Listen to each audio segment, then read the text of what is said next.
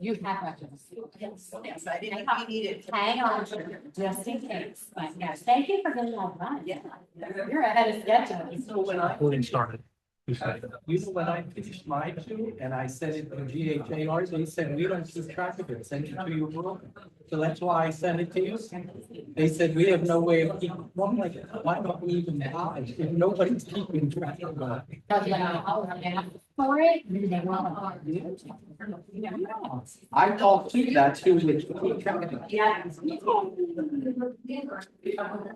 Are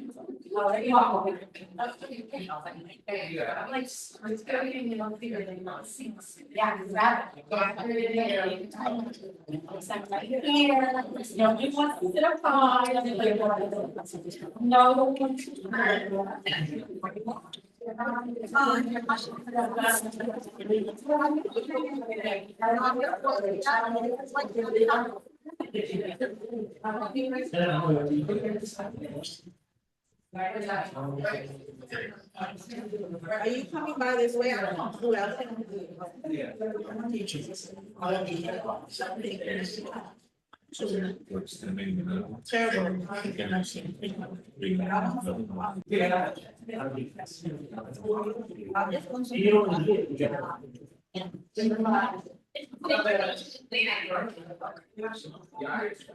You probably hard. Do you want me to just go and take your stuff and take you to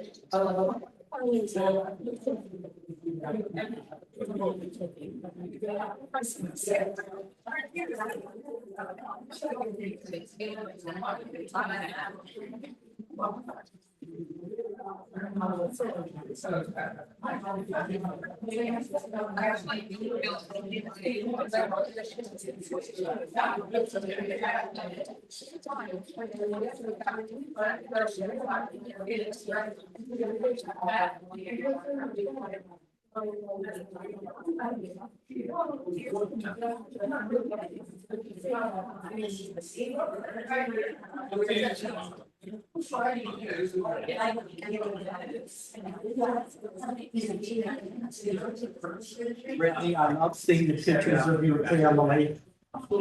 The girls look like they had a great holiday. They really did. They really did. Last year. Well, they were going to want me all month. I'm so grateful. Like this year we were healthy. That's all I want. Exactly. That's great.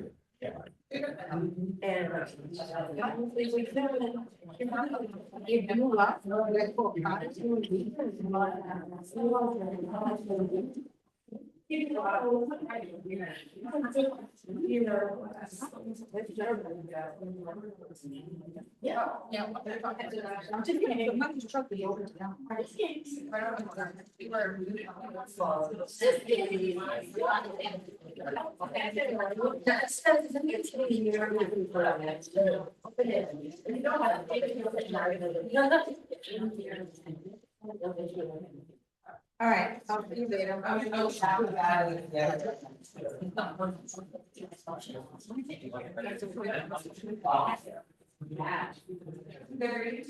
Yeah.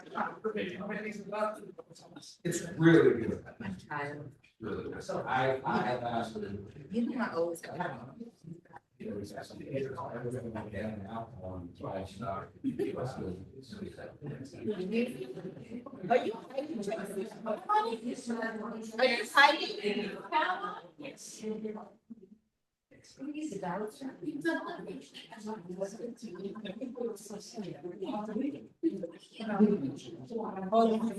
like a weirdo.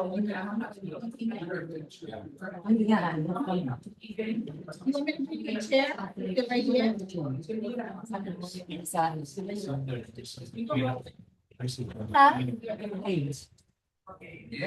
Oh, there's here coming out.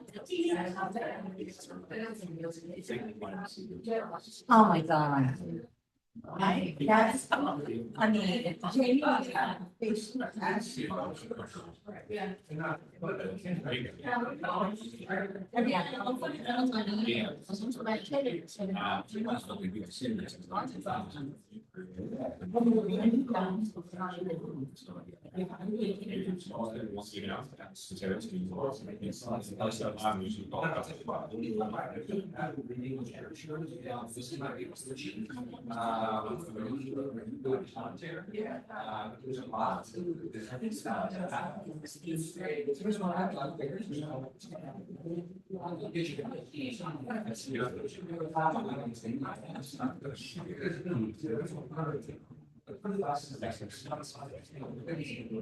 The dog is stuck on him, and she's gonna say no.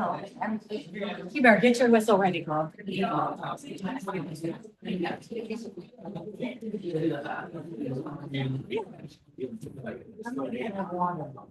All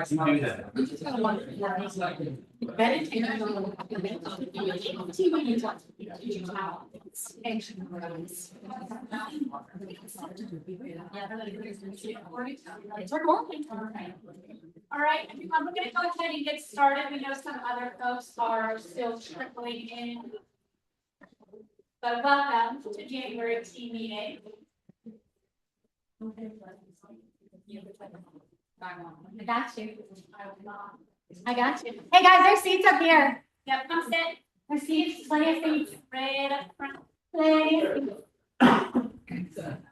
So we all know about the TCPA Act, right? We're all gonna follow, be compliant, not cause any headaches for us, correct? Awesome. Also, welcome to our Zoom participants. Hello, thank you for joining us.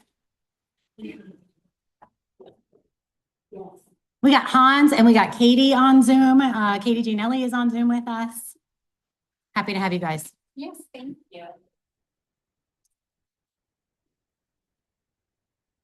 Look at this beautiful group of people. So Adrian updated our photo from the Christmas party. Best attended Christmas party or holiday party, I should say, yet. But our core focus is to empower people to reach their goals and dreams. And we do that by providing a collaborative community, supporting strong families and business. Raise your hand if you're in that picture. Are you in that picture? Raise your hand. Yeah. I love it. One of our favorite segments, us and this is. So instead of us reading off our core values too, because that's extremely boring, who do you want to acknowledge for exemplifying one of these core values or multiple? So who would you like to give a little love to today? Oh man, come on guys. Whoa! I would love to give Brittany one who were ambitious. I took a meeting this morning with somebody and they said they felt like they knew Keller Williams and not like, he used the word like wore me down, but like being able to see so much of her social media and how it impacts us as agents was just super helpful. So would be ambitious for anything. I appreciate that. Who else?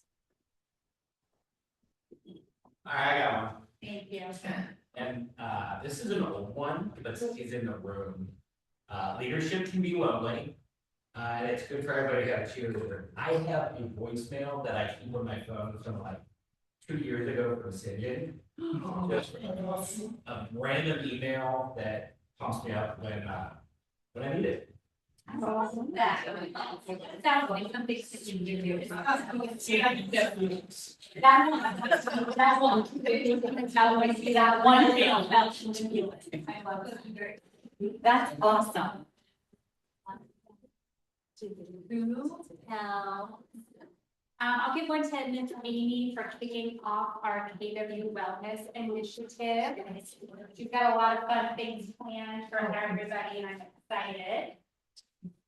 Yeah, if you have any questions, let me know.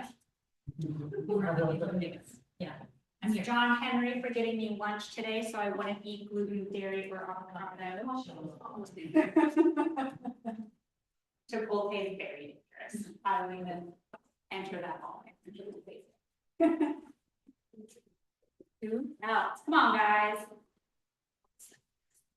Tracy. Okay, I would like to give one to Tracy. I love seeing her doing laps every morning. You have her doing laps with her. Yeah, if you don't know, we have a KW like walking yes that's happening, and that's pretty cool. It's pretty club. Yeah, I'd love to give one to Caleb, for, growth mindset. I track our numbers pretty close, even though that's not at all my thing. It's like doing algebra homework. I hate it. But did an end of the year review with Caleb, and he was able to help show me some things that I didn't even see or notice. And it was just really helpful to have and Brittany obviously was there in that business as well, or in that meeting as well, to talk about the business. But it was his eye on my business, seeing what I'm doing, was a refreshing take and perspective, and it was great to know that somebody had thought that much about it, cared that much about what I was doing, and helping me with some things to do.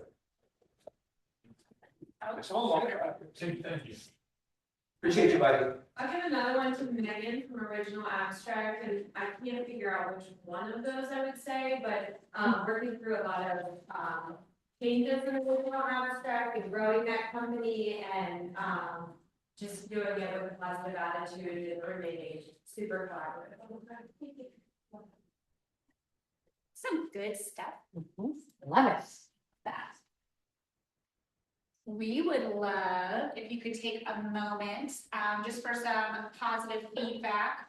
If you would like to leave us a Google review, we have a mission this year to capture more reviews. So you could tell your KW story. It doesn't have to be about us as a leadership team, but it can be about the people that you work with, the collaborative environment. Reason so share some love, and we'll make sure we return the favor. So if you leave us a review, our whole leadership team logs into our Google accounts, and we in turn give you reviews. That's like 5 for the price of 1. It's amazing. It's amazing. Yeah. Everybody got it? Oh, you guys are quiet today. Kelly's dead. I'm about ready to have everybody stand up and do like some jumping jacks or something. Give low energy. Maybe this will start. So agents of the month. So every month, we give out our core value award winners, and she's here, but she's not in this room. So last month's winners were Shannon Foster and Taryn Mack. So when I reached out to them and asked who they would like to nominate for this year's awards, of course, they both gave glowing recommendations and some really deserving people. So I would like to welcome them. Amy Turnbull. Janet Finchey. Sorry.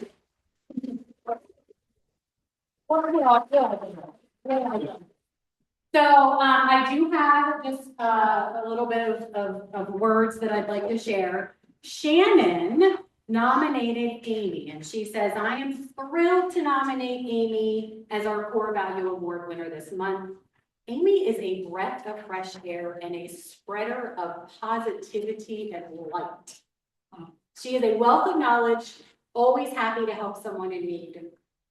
Amy recently started our KW Wellness chapter, which, as I understand, is all about taking care of you so that you may be there for others. To me, Amy is our culture personified, and I'm grateful for her presence in our KW community. Thank you, Amy.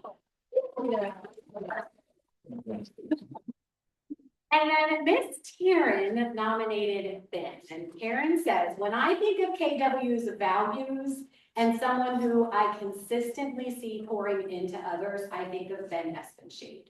I'm sure I can speak for so many of us when I say Ben is generous with his time and resources. I admire the way he innovates and always appreciate being in the room when he shares an idea with the group, currently implementing several that I've picked up from him over the last year or so. He's quick to help or problem solve an issue and gives honest feedback so that we can all grow. Thanks, Ben, for leveling us all up. So, guys.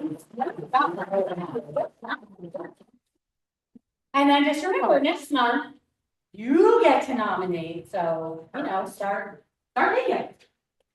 Start thinking. All right. Up next, we have two new agents that joined the Liberal Brokerage. We want to welcome Miss Nicole Howe. Nicole is coming to us from the nursing field. She is actually a classmate of Kara Manning. And she's not here today because she's still working her full-time job, but she's leaving that February 3rd.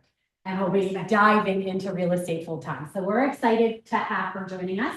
And then we have Olivia, who actually joined the Data Book team. And so we want to give both of them a warm welcome and congratulate the growth partners for the month. Then we have Miss Kara and we have Drew. So great job, guys. Wonderful. Wonderful, wonderful. Shannon couldn't be here. She called me a half hour ago. She's having dog issues. Oh, no. She's having dog issues. She's like, I can't leave. I gotta stay with the puppy. I said, okay, you stay with the puppy. But we did want to absolutely recognize there's a couple issues of this back on the counter if you want to grab one. But the Shannon Foster team is on the cover of Real Producers this month, and we're excited. That's what our fourth in the last year and a half. That's my favorite cover photo. Yes, and that wall will be going back up here soon, so we were just trying to decide where do we put these things? But Kelly, I know I don't need to put Kelly on the spot. Yeah. But do you have anything to share about the article or just the process of being a part of the Real Producers magazine? It was, I can't say that I enjoy having my photo taken. Well, but it was a lot of fun. They interviewed Shannon for quite a while, and I think the article really speaks to, Shannon and how she's chosen to structure her team and just, how we try to make a difference in people's lives. So I think it was a really good opportunity for us, and thankful to everybody from that magazine who just made the process really, really seamless for us. So even though none of us like our photos taken. that looks stunning. Yeah. All right. Great job, guys. Next up, we have a couple cappers that we need to congratulate. We have Mr. Kevin Anderson. So these would be December cappers. These are the ones that closed out 2025 for us. So we have Kevin Anderson, we have the Gardner Group team, and we have Mr. Bill Hinge. Let's get it on. Maybe I can have you take a gift. All right, we have some numbers to share. Yeah, so real quick, our December stats, we had 75 listings taken. And closed units was 184, which was our highest December ever. So historically, winter is cold, but all the work that you guys have been putting in, we truly have had record-breaking months since March. And it just proves that the work that you all are doing matters. Because not only is this 184 homes that you're selling, but that's 184 families you're impacting. 184 people that you are empowering to reach their goals and dreams. And I think that speaks volumes. So congratulations to everybody. What's that? Double, it's 260, How many more? or excuse me, 360. How many families are involved in the real estate transaction? Oh, yeah, yeah, Wow. that's fair. That's odd. I love that. I know that's great perspective. I think it's just cool to see the house. Like that. On so many of them. All right, up next, We have our vendor value corner.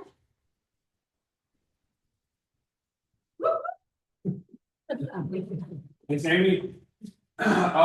So today, we're gonna just talk about a couple things. Obviously, to kind of echo the highest December ever. I'm pretty sure, I talked to Caleb, we might have the highest January ever. We're seeing that, it's not as cold of a winter as it was last year. You guys are really transacting, we're seeing that from our side, and then I've talked to Caleb and see if the market centers experience the same thing, so you guys are really feeling it. What I want to talk about today is, thank you. So, lead gen is, we're looking for people to pilot the lead gen service. The pricing is right here, $750 a month, $1,500 a month, $2,100 a month, and there's a coinciding referral fee with that. So it works exactly, I built the system to work exactly like Opcity, Zillow, and Realtor.com. So it's not anything that you have to relearn. There will be a training day for it, but it's all the same exact systems that you're already familiar with. We handle the lead capture, we nurture the lead until they're ready to buy or sell, and then we do a live transfer of that consumer to you. So I'm not just sending you contact information for you to reach out. We're going to be on the phone with them and we transfer them over to you. And then we send you the contact information right after or during that phone call.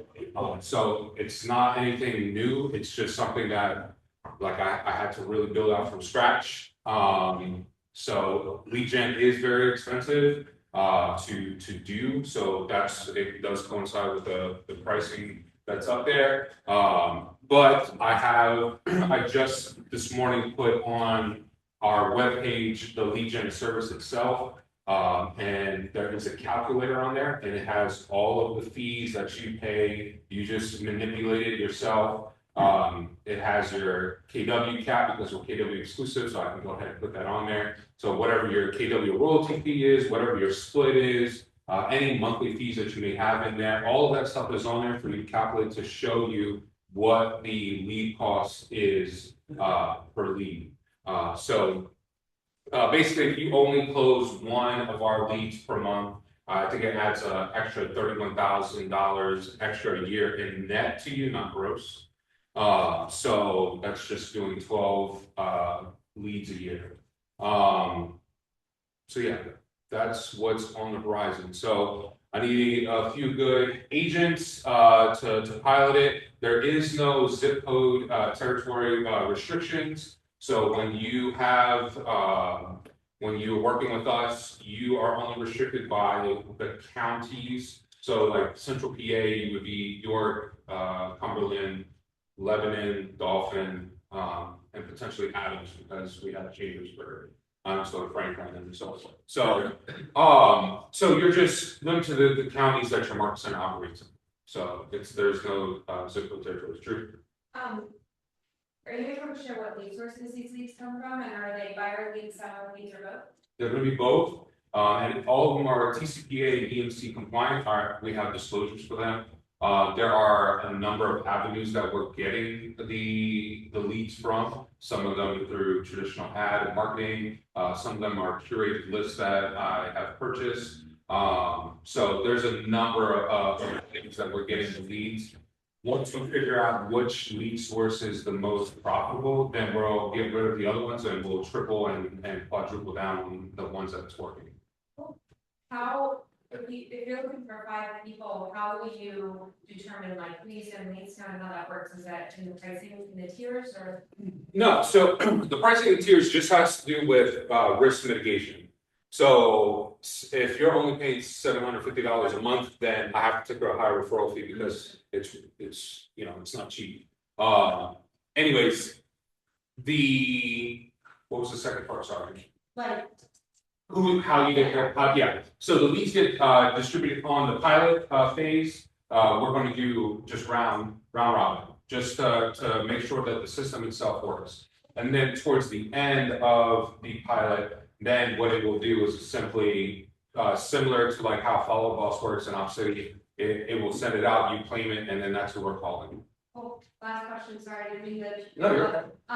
Do you have, you're piloting, maybe you don't know, do you have any idea about how many leads that you're talking for each of those? Yeah, so the projection with the amount of ad spend that we're having, it's anywhere between 33 to 88 in that range, per month per agent.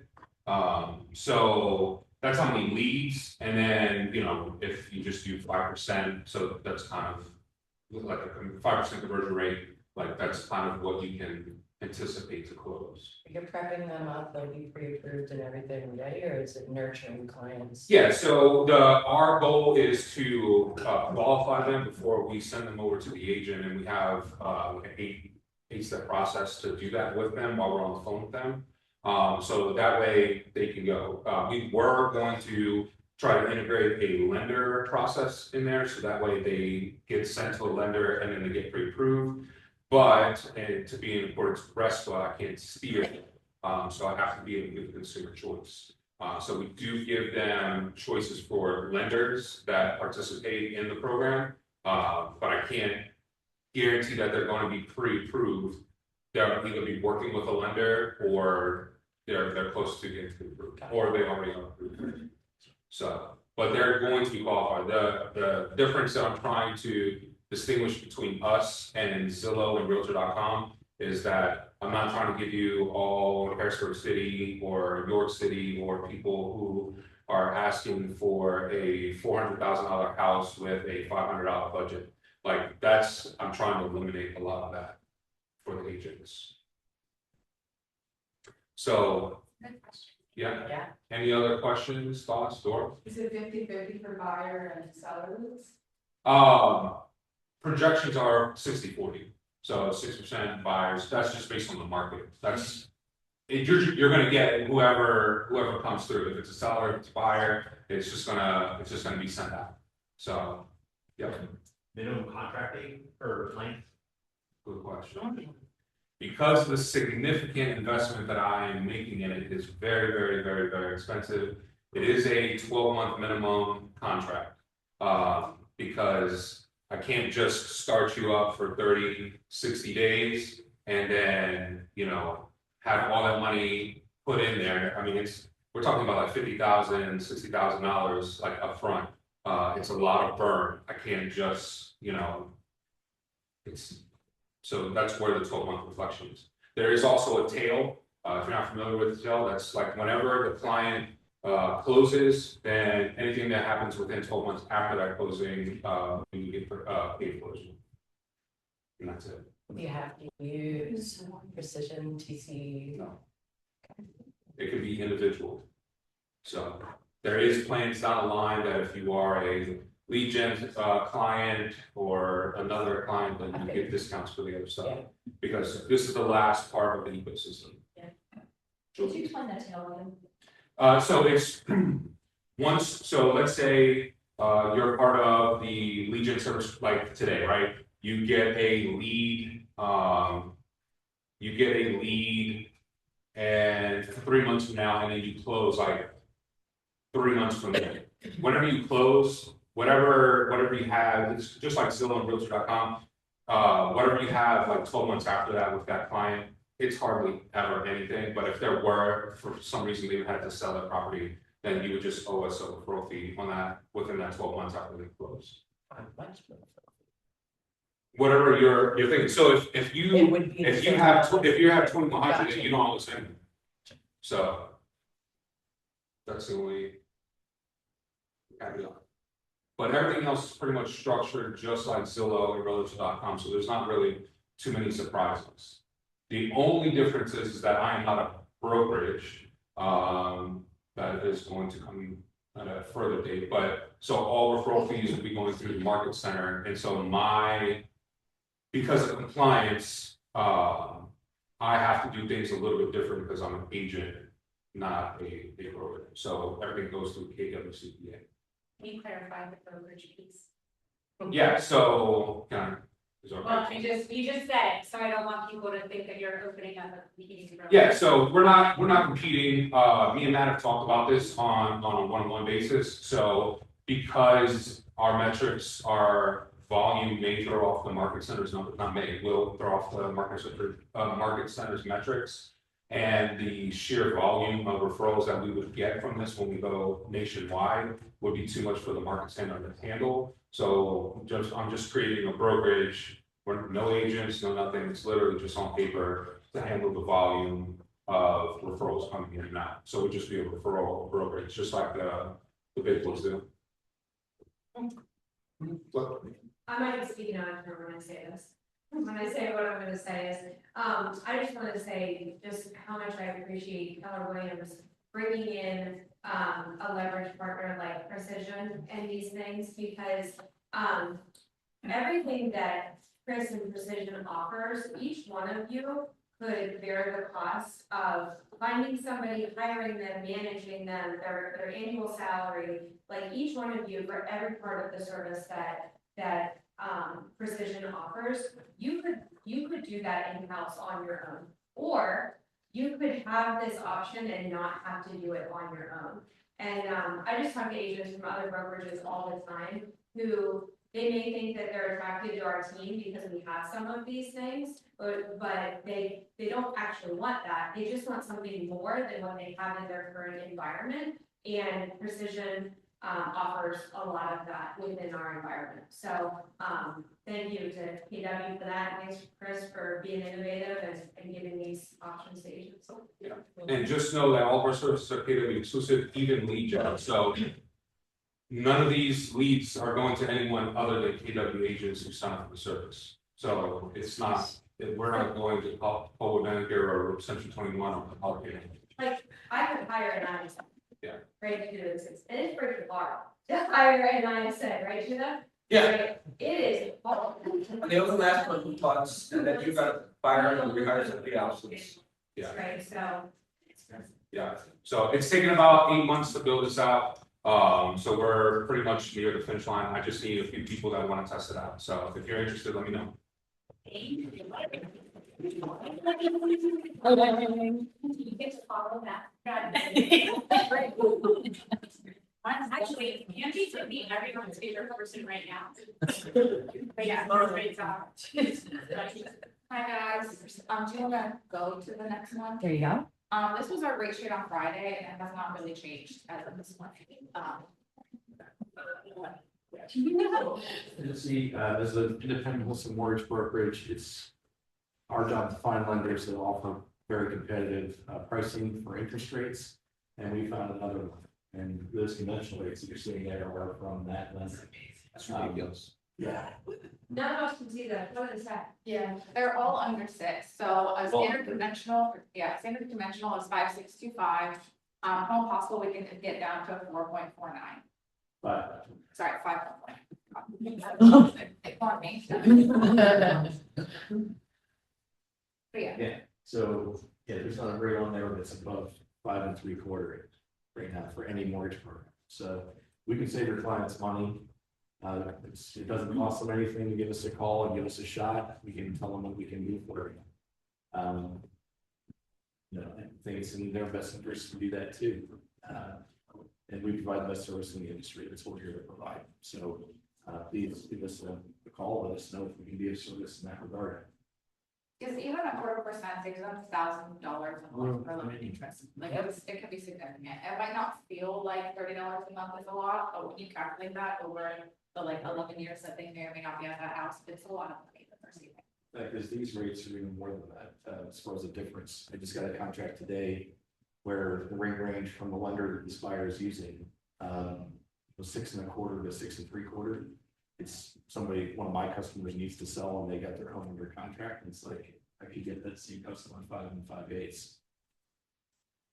So about how much money is that on that? Huge. Tens of thousands of dollars over the life of the loan. Yeah, right.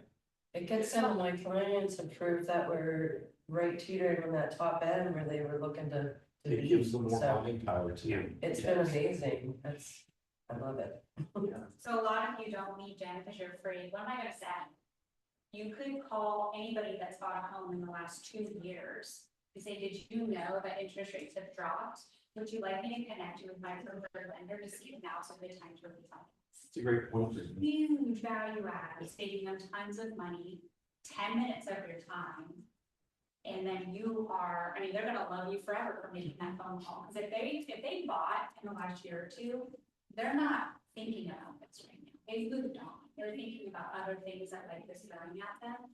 Very easy value add. And then calling all those buyers, like you said, we haven't been able to close in the last year or two. Or when interest rates shot up and it dropped their pricing significantly. Interest rates have dropped. Is it worth exploring looking into this again? I mean, easy. And then piggyback on top of that too, anyone that you've had that has done a purchase before selling their current house and then they did a recast, they may be able to reduce their term. All these rates like here are for 30-year terms. I quoted someone a 10-year rate yesterday at 4.99. So you even get somebody at 5 potentially on a shorter term refinance as well.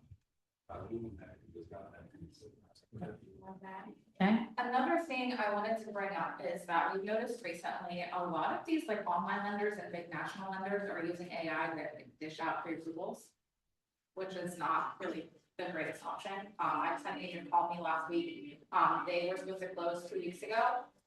But Veterans United didn't check their certificate and eligibility, so they're actually not eligible for the VA loan that they got pre-approved and went through the entire underwriting process for, because they didn't do that first step, which is like, you do that before you pull their credit. Yeah.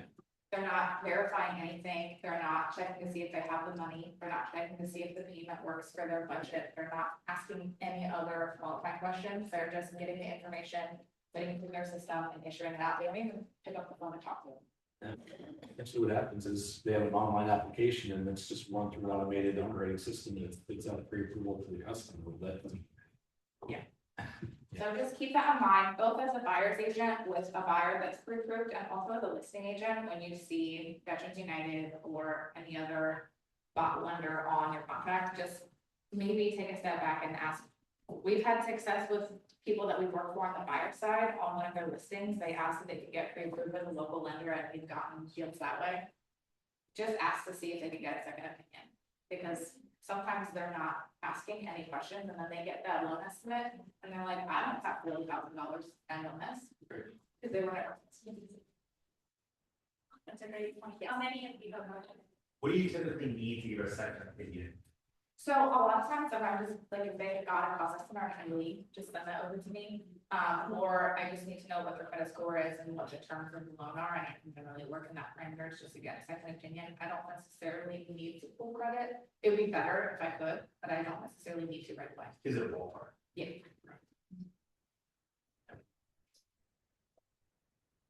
We're gonna ask that. Yeah, the only other question I was gonna ask was how many of you are calling when you're the listing agent? Are you calling your top offers vendors to make sure, yeah, I have some answers? So you have every right to make those phone calls. I know I always did. Put them on the spot. Yeah. Put them on the spot. Make them uncomfortable.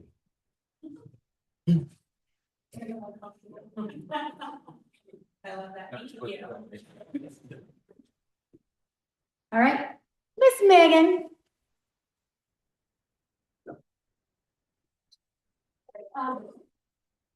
Today I wanted to talk about clear to close and what that means in terms of the settlement process. Obviously you guys have all seen the email from the lender, clear to close. What does that mean? Okay, so your buyer borrower has been working with a loan officer. That simply means that the underwriter has determined that they met the conditions for the loan. And I think even Angie and Jeremy, we were talking about this yesterday. What is it, up until 10 days before you close, they can still pull verify your employment, your income, all of that. Yeah. They actually can't, or they have to wait 10 days before closing, so like they can't do it earlier, so. Right. If you're going to close 2 weeks before closing, they still have a verified employment. Right.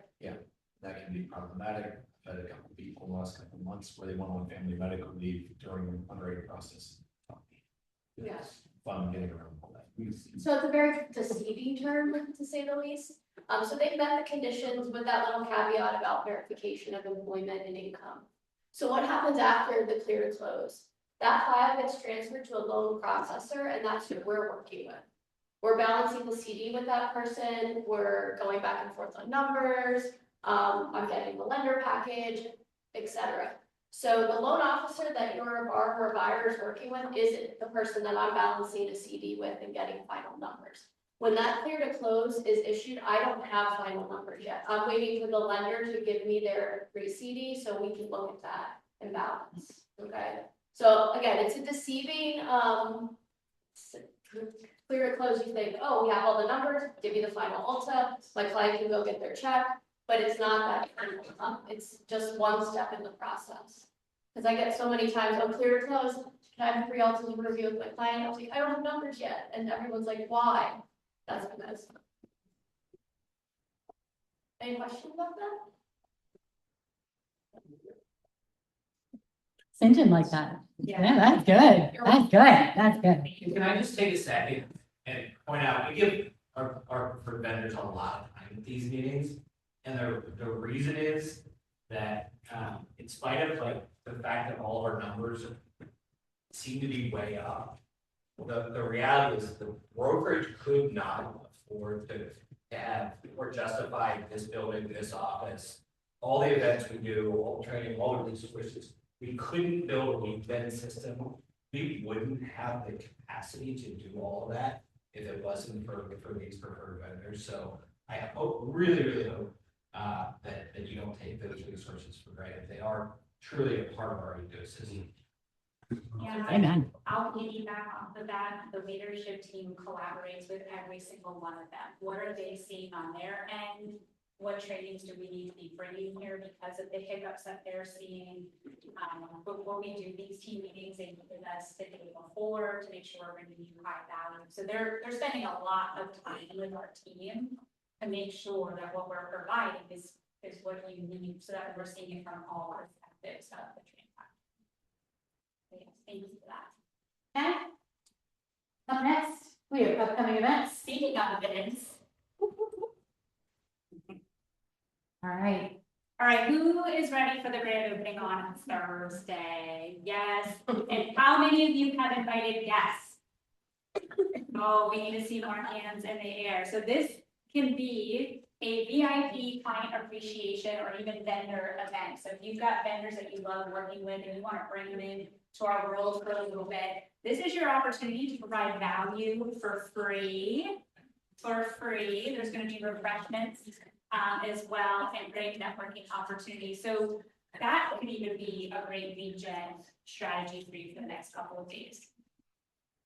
Little side note on that, if you're an agent coming, attending that event, feel free to park next door. They have offered us their parking lot. We can have our guests.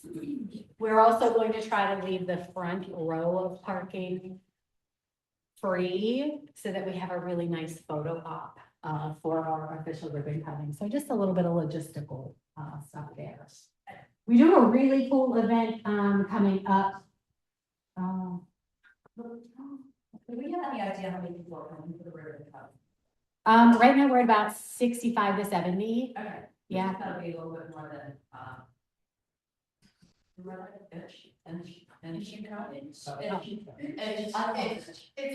they had one last week, so let's go. Let's do it. Yes, Julie.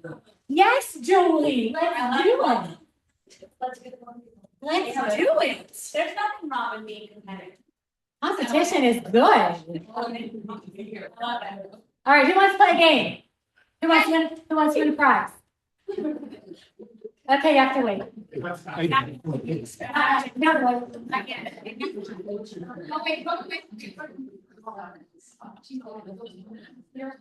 Yeah, you're on. Yeah, real quick. I also do want to point out how to be a great boss. If you, We have a slide. oh, never mind. I stepped on my favorite. I think there are new students mastermind tickets floating around that are available if there's anybody who didn't sign up very often. Oh. Yeah, check the Facebook group. I think I know of 3. Yes. Yeah, good point. Yeah, check the Facebook group if you do need a ticket. I personally cannot add you to the register. we technically oversold, so. Yeah. Who's coming to Women's Mastermind tomorrow? Right? I can't wait to see what you all are wearing. I can't wait. I can't. It's gonna be a hot, All right, so January calendar, or I'm halfway through January already.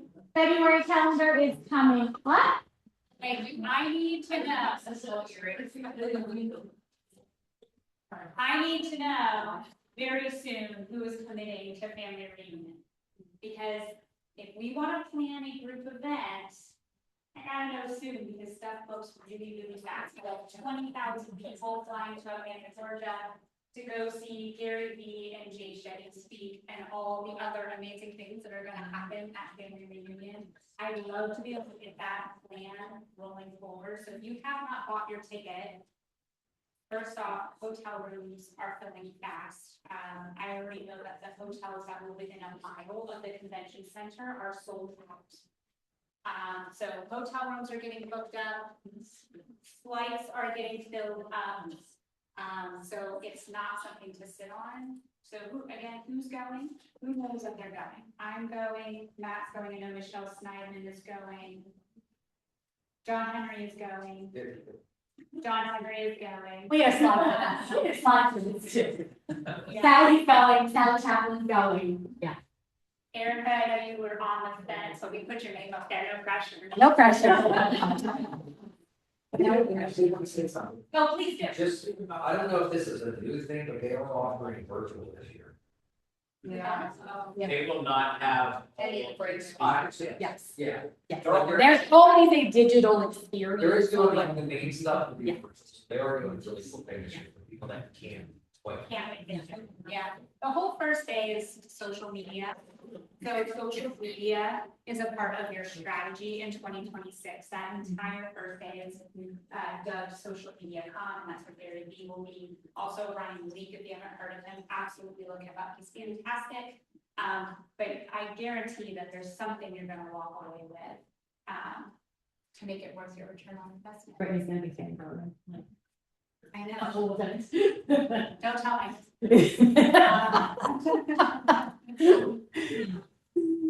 All right, how to be a great boss. This is a free session coming up, which usually would cost several $100 to be able to go sit and how to be a great boss. How much? No, a couple hundred. Keep going. Thousand. Keep going. I've seen, so don't call me out. I have seen people charge just a couple hundred like in Lancaster. But No, if you wanted to get up to coach your team yes, a day, how much would you charge a day? yes, 100%. Yeah, it's worth it. He's amazing. He is amazing. So for 5,000 for a day. Okay, so you're getting him for half a day for 25, could have been worth 2,500 for half a day, and you get him for free. So if you've ever thought about hiring, you should be in this room. If you need even half a person, so a part-time, you should be in this room. We're going over how to be a great boss and Rainmaker small group. The book is great, Dave is great, but I gotta tell you, he sat in one of our L10s, so we've got him for an hour and a half, and it was the most powerful hour and a half that I've probably experienced in the last year. So come on out. He normally does a bunch of giveaways as well. He's very interactive. We'll answer any questions that you have, but we would absolutely love for you to be there. And this is another great one you can invite guests to. So if you've got clients who run small businesses, you are more than welcome to invite them to join the room with you. Yeah, this is not real estate specific. It does not have to be. It does not have to be real estate specific. Yeah. Yeah. One of the things that work with Steve a lot, and I found out recently that I've been taking how to be a great boss and traction like far more literally than an implementer would. So if you are already doing a lot of that stuff, you will still benefit from being. No, I love that you said that, because he actually, there was a couple of things that I took super literally in the book, and he was like, no, you can tone that down. Like, he was like, you can reel that back, which saves me time, which is huge. All right. I hope to see you guys all at that one. Who's ready to play? Who's ready to play? Okay, not yet. It's coming. So when is it gonna come? You don't know? You don't know? So we have been getting asked, what is happening with that big open space? Where the independent agent offices are, and we wanted you to know we haven't lost sight of it.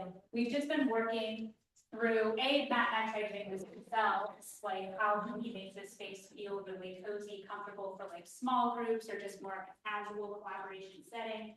And then we finally decided to hire an expert. So Carolyn Plummer is helping us design this space.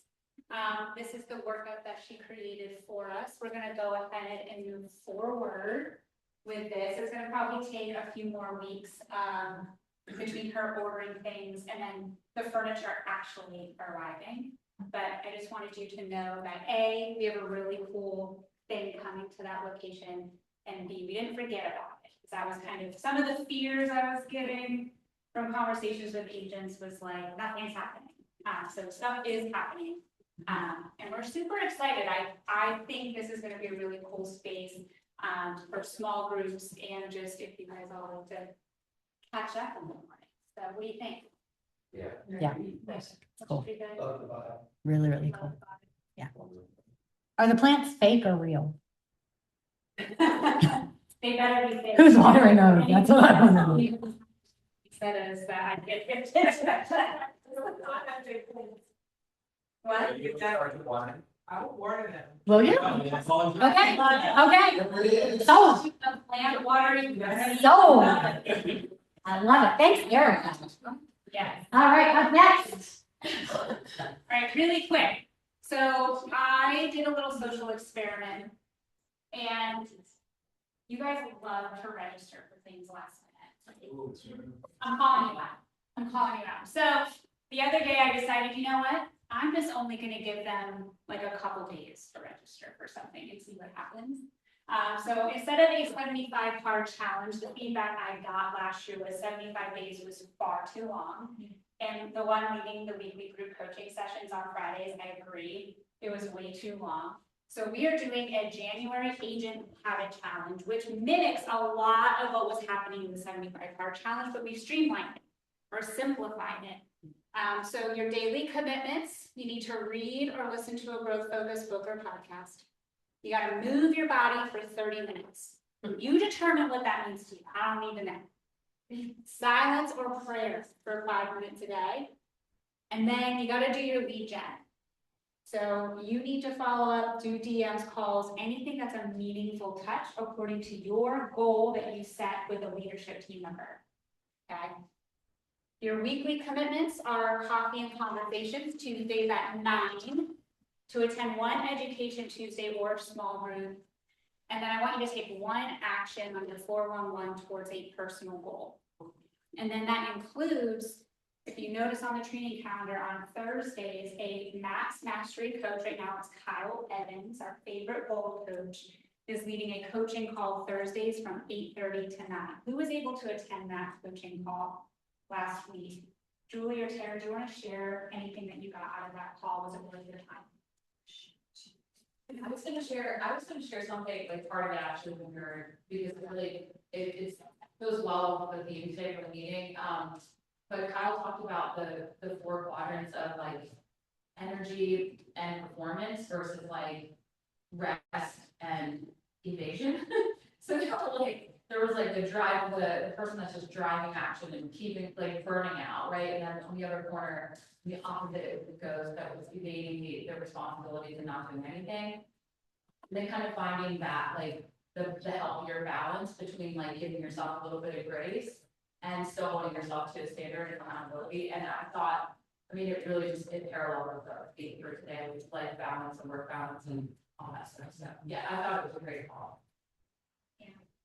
I would definitely agree. I liked how he talked about was it the gladiator mindset? The gladiator is the one that drives. Yeah. The one that's just, you know, the David Goggins of the world, and it's just like go hard all the time, and it just leads to burnout. But he talked about like if there's a time and a place to kind of dance in between the different boxes. Julie. So I don't have my notes. I do remember the grace, because I remember thinking that we don't give ourselves enough grace as individuals in all areas. And I thought that, you know, it's time to start doing that. I mean, how else are we gonna help others if we can't give ourselves grace? I did the Gladiator, when I came in 15 years ago, and I shared it with two hard my old coach. I remember it was sit at your desk, $1 all day long, your screen here, a headset. And I think what I'm hearing is that it's shifted into really focusing on those relationships. And at the end of the day, because my grandfather worked, so I'm like third generation. At the end of the day, it comes down to who knows you, who likes you, trusts you, no matter what. And I think from that call, it took away any fear of, you know, you gotta have AI, you gotta do this, no, it doesn't matter what's out there. They need to know you, trust you, and like you, and they're gonna work with you. So it kind of was like, get rid of the Gladiator and get out there and just get into great conversations and have grace, for sure, so that you can have a balance. Balance, it's a great business. It should give you balance in all areas. Yeah, he was good.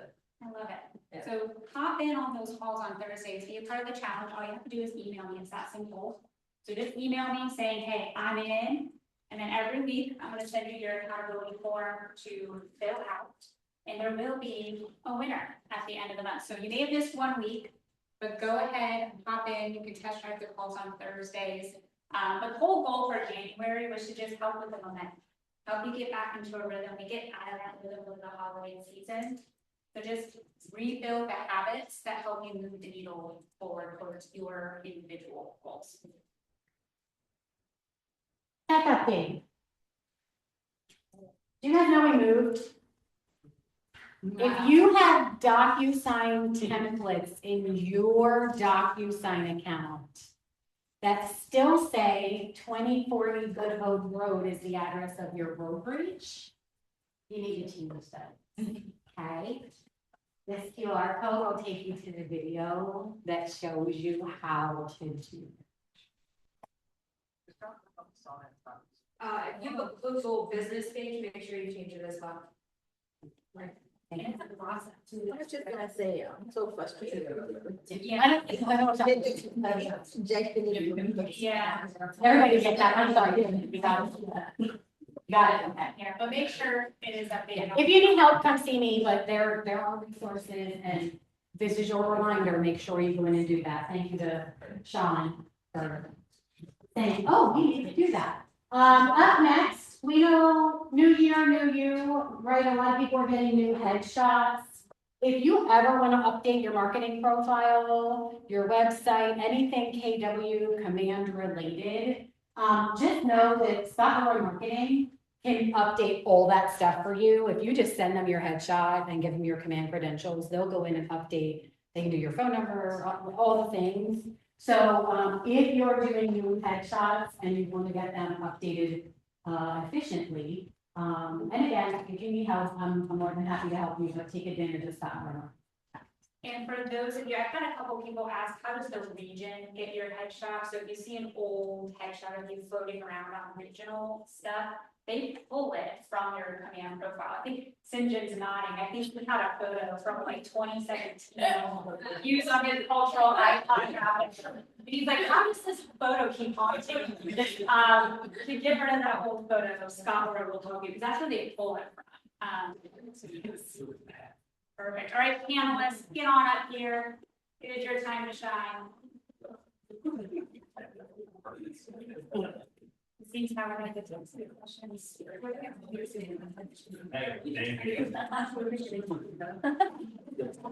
everybody need to hear? Everybody go ahead and stand up for a minute. Stand up for a minute. Oh. All right, guys, I want you to just stretch. Get the blood flowing into you. We were around on the dance all day.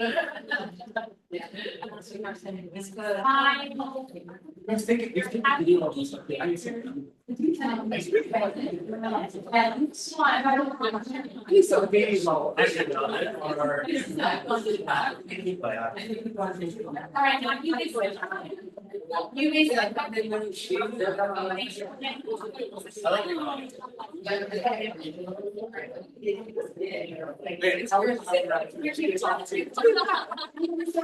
Stop hitting on me. Give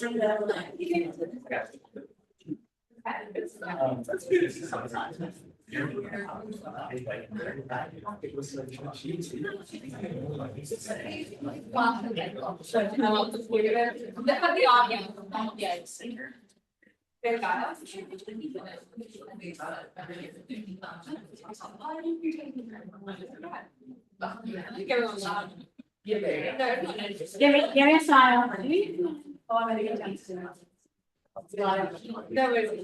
Love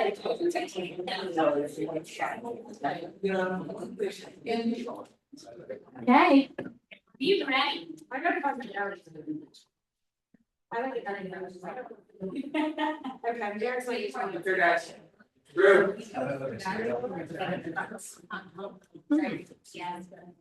All members are so much. All right, is everybody ready? Yep. Those who come late get the food cows, yeah. Yeah. Don't forget, we still have a game to play. There are prizes. There are prizes. Their intentions and I promise to be like, give it all the dirt. Ooh. You guys have to know. I don't know if you know it's about me, but I don't really have to say it.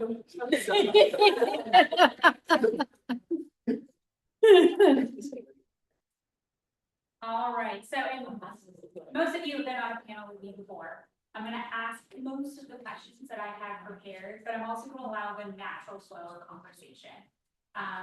Feel free to hop around. We don't have to go in any kind of order. Tara, we will start with you because you have the mic. Note that the mic doesn't make you speak louder, but it's so the people in the Zoom room can hear on recording. Got it. All right, so first question. Can you share a season where your business required more of you and a season where life required more of you? What helped you recognize it was time to shift? I didn't bring notes here. I'm winging it, but I do remember when I initially got divorced, so we're bringing out the dirt. I got divorced and I was suddenly responsible for my house in a different way than I had never been. And my business really demanded consistency, right? So that I could provide for my house. And that season was hard because I already was splitting my time with my kids and it was a really tough balance. But I think that's where I learned, number one, that sometimes there's a season for more in your business and then more in your personal life. So I just really went hard on the time that I did not have my kids and maximized that so that I could be present when they were here. But that was the season I recognized that I was like, if I don't put in the effort right now, you won't have a life. So it was, yeah, that's my season. I love that. I think the season, I had 2 seasons of my business that needed more from me. First was when I was a producing agent. I had a year that I sold 115 homes and it took a ton of time, and the shift that I recognized, I think my theme of when I was looking at your questions was like, don't get to these points, was when an agent, I was on vacation and the agent just kept calling me and calling me and calling me and put like a time deadline on an offer. I was a listing agent and they put a time deadline on their offer. And I was like, we're going to dinner, like we're doing all these things. And I just kind of like had a meltdown. And then another season that my business and life both needed was during COVID. I had started running the team and I was on a Zoom meeting all day long. And Mason was still really young and like needed me to feed him and to like help him with his schoolwork and all of that kind of stuff. And I was on a Zoom meeting with Dave and Jenna and John, and I had my first panic attack during the meeting. And I just had to like close the computer and have that. Those were the ones I could know. Yeah, the two, and I thought about this, and I'm sure there have been more, but the two that really stood out in my mind whenever I thought, that a shift needed to happen in my business was, the first shift that happened was right when I got engaged to my wife now. Before I'd been an independent agent, I didn't see the relationship, but there were just different responsibilities and goals at that time. And I remember the day that we got engaged, we were celebrating at my friend's house, and Drew was actually there. And, you know, you're just thinking about goals that you have, this life that you're gonna build together. I don't know what clicked in me chemically, but I was like, I want kids. So all these big thoughts were coming. And before I was just reacting to my business.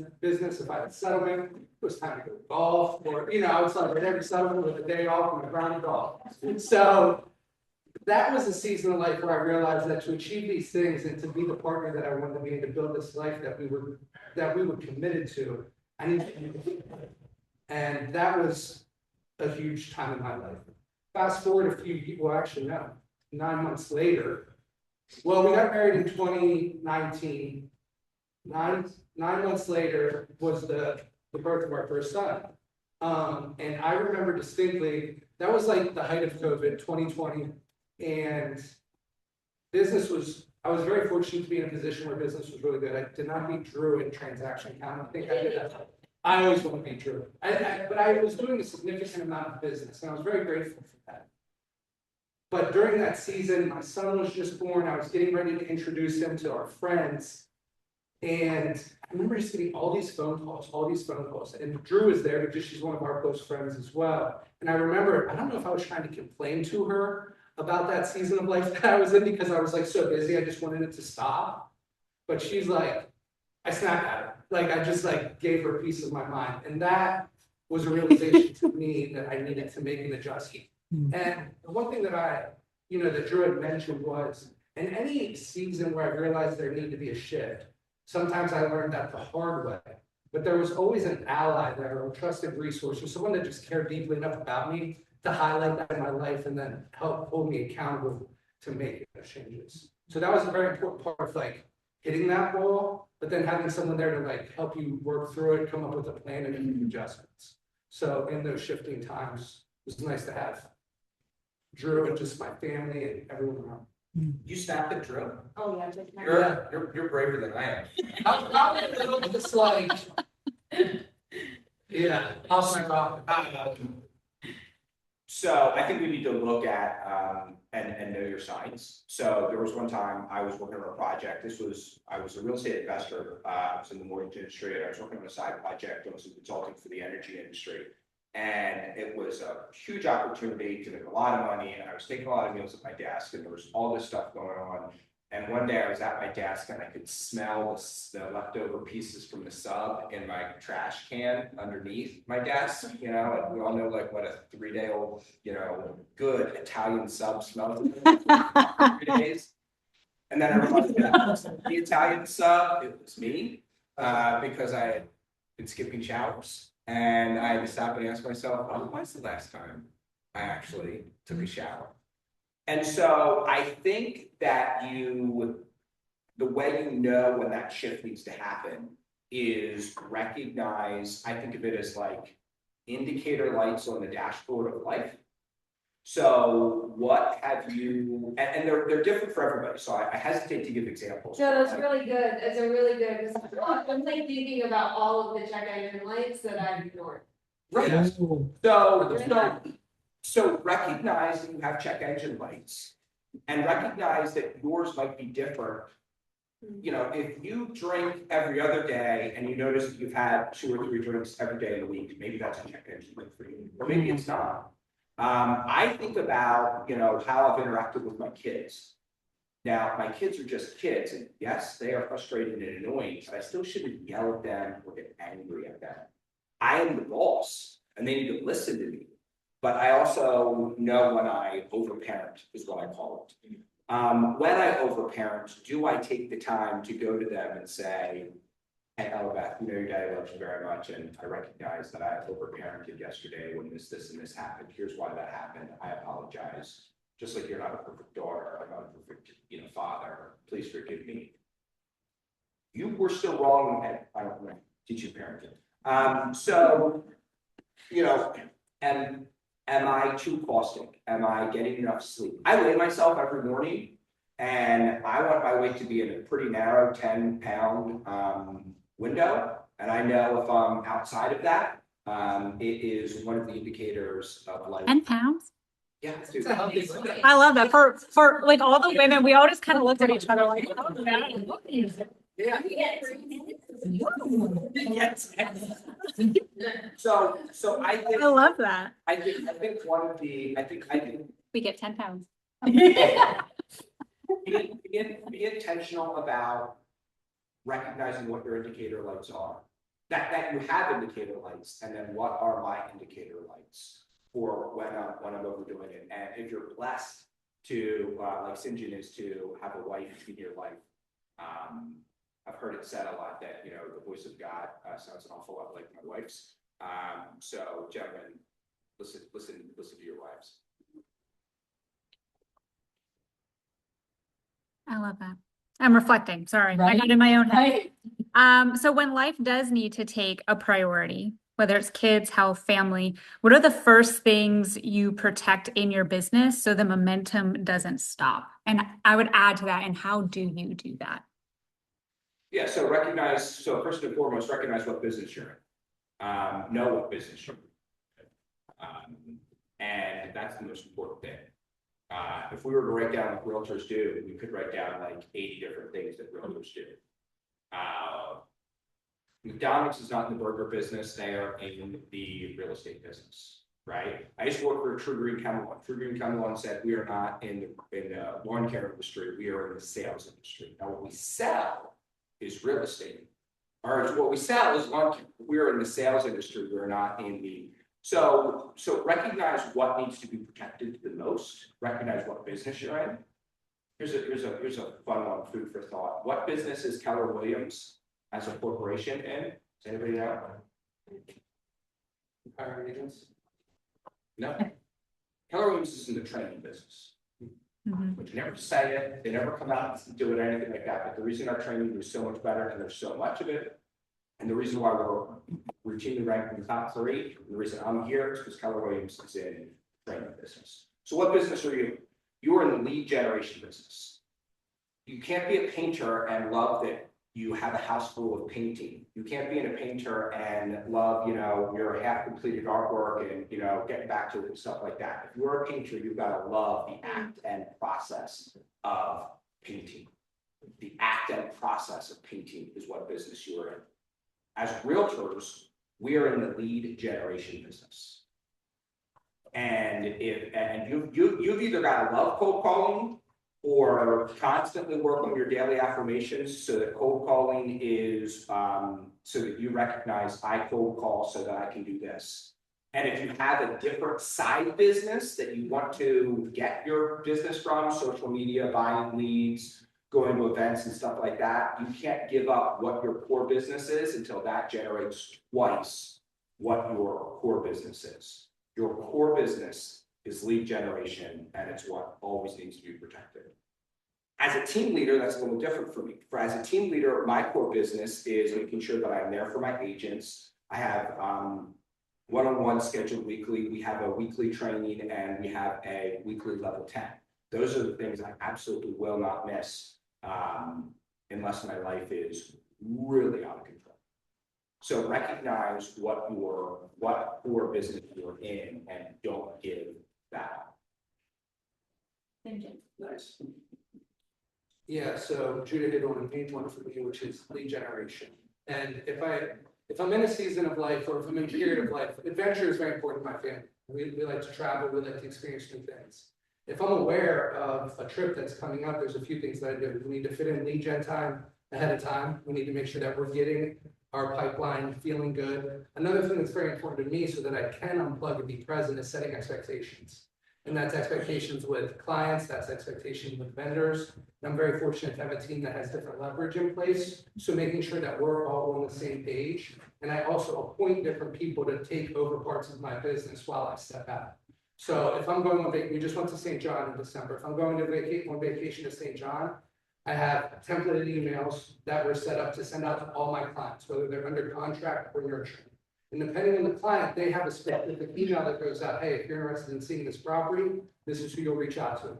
If you want to write an offer on that property, this is who you'll reach out to. So rather than getting 10, 15, 20 phone calls, ideally, when I'm on vacation, I'm minimizing the amount of input into my world to 2 or 3 people. Very specifically.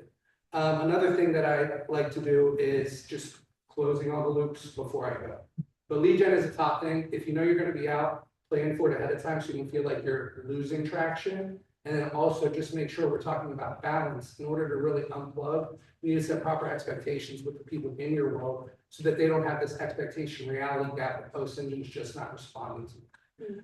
I sent out that email. It's amazing how many clients were like, have a great time.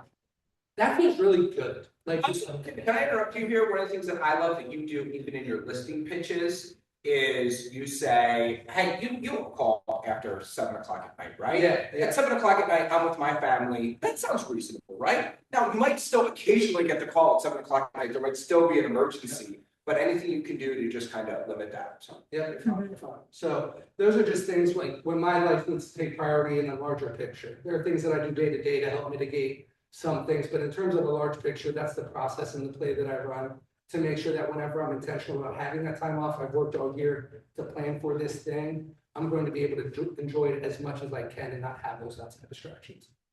One thing that I just want to point out that you said was when you know you're going to go on vacation, you have lead gen kind of around that. Like, you know, hey, I'm going on vacation.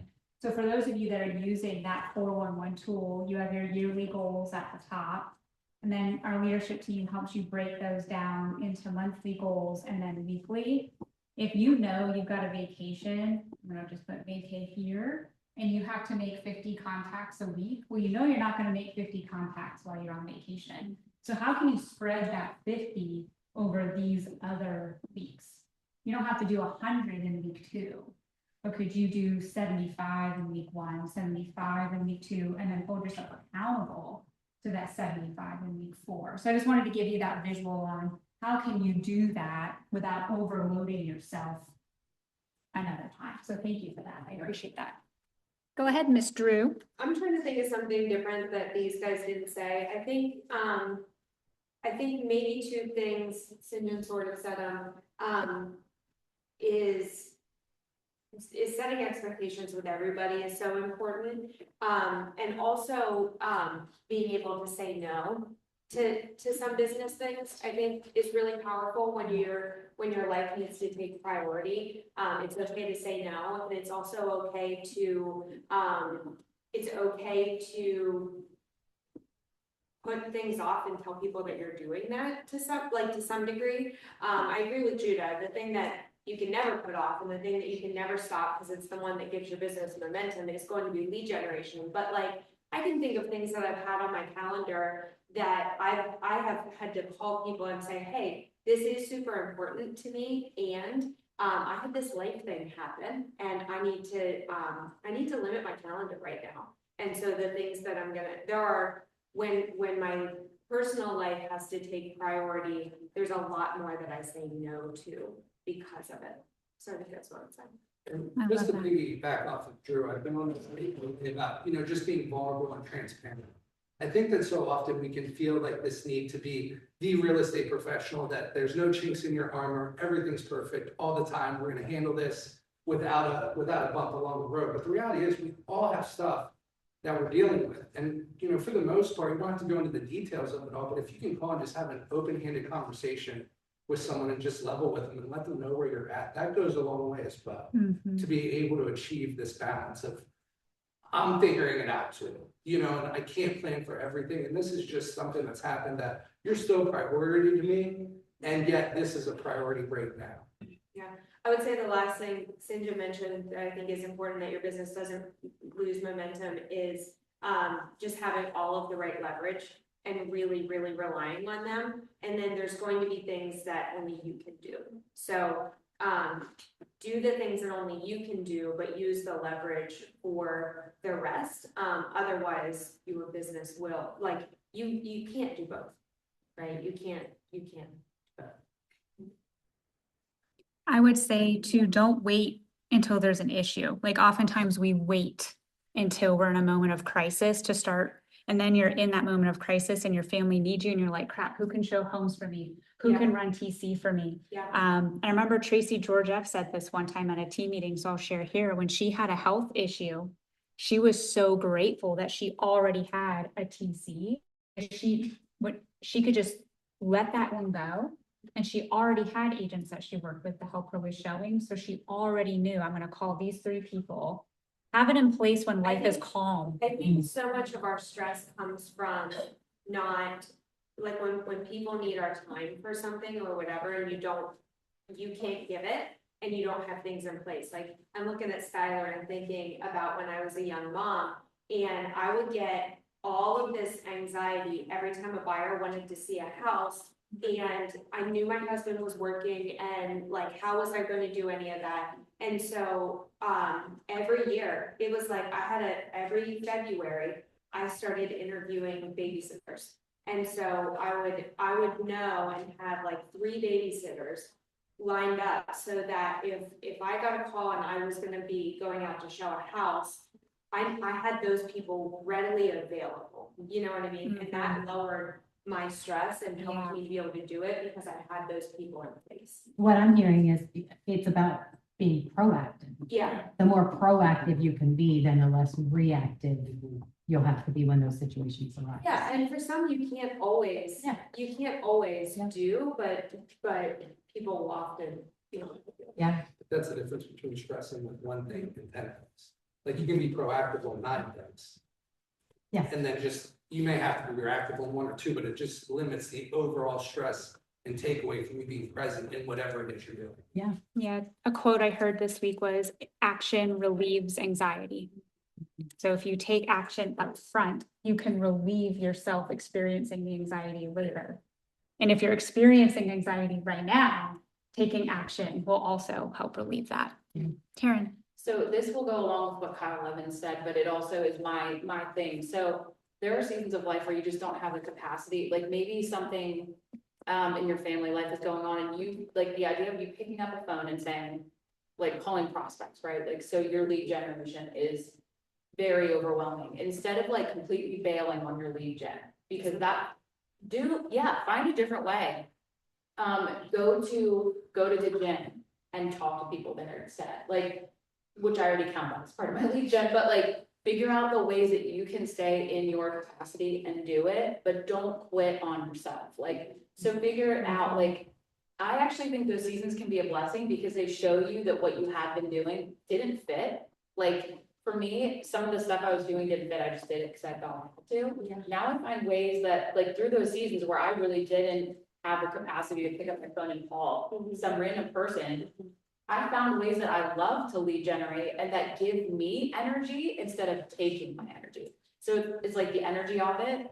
And in that moment, like, what do I have to give? Okay, what can I show up with and still do my one thing? Because everyone said that's the thing.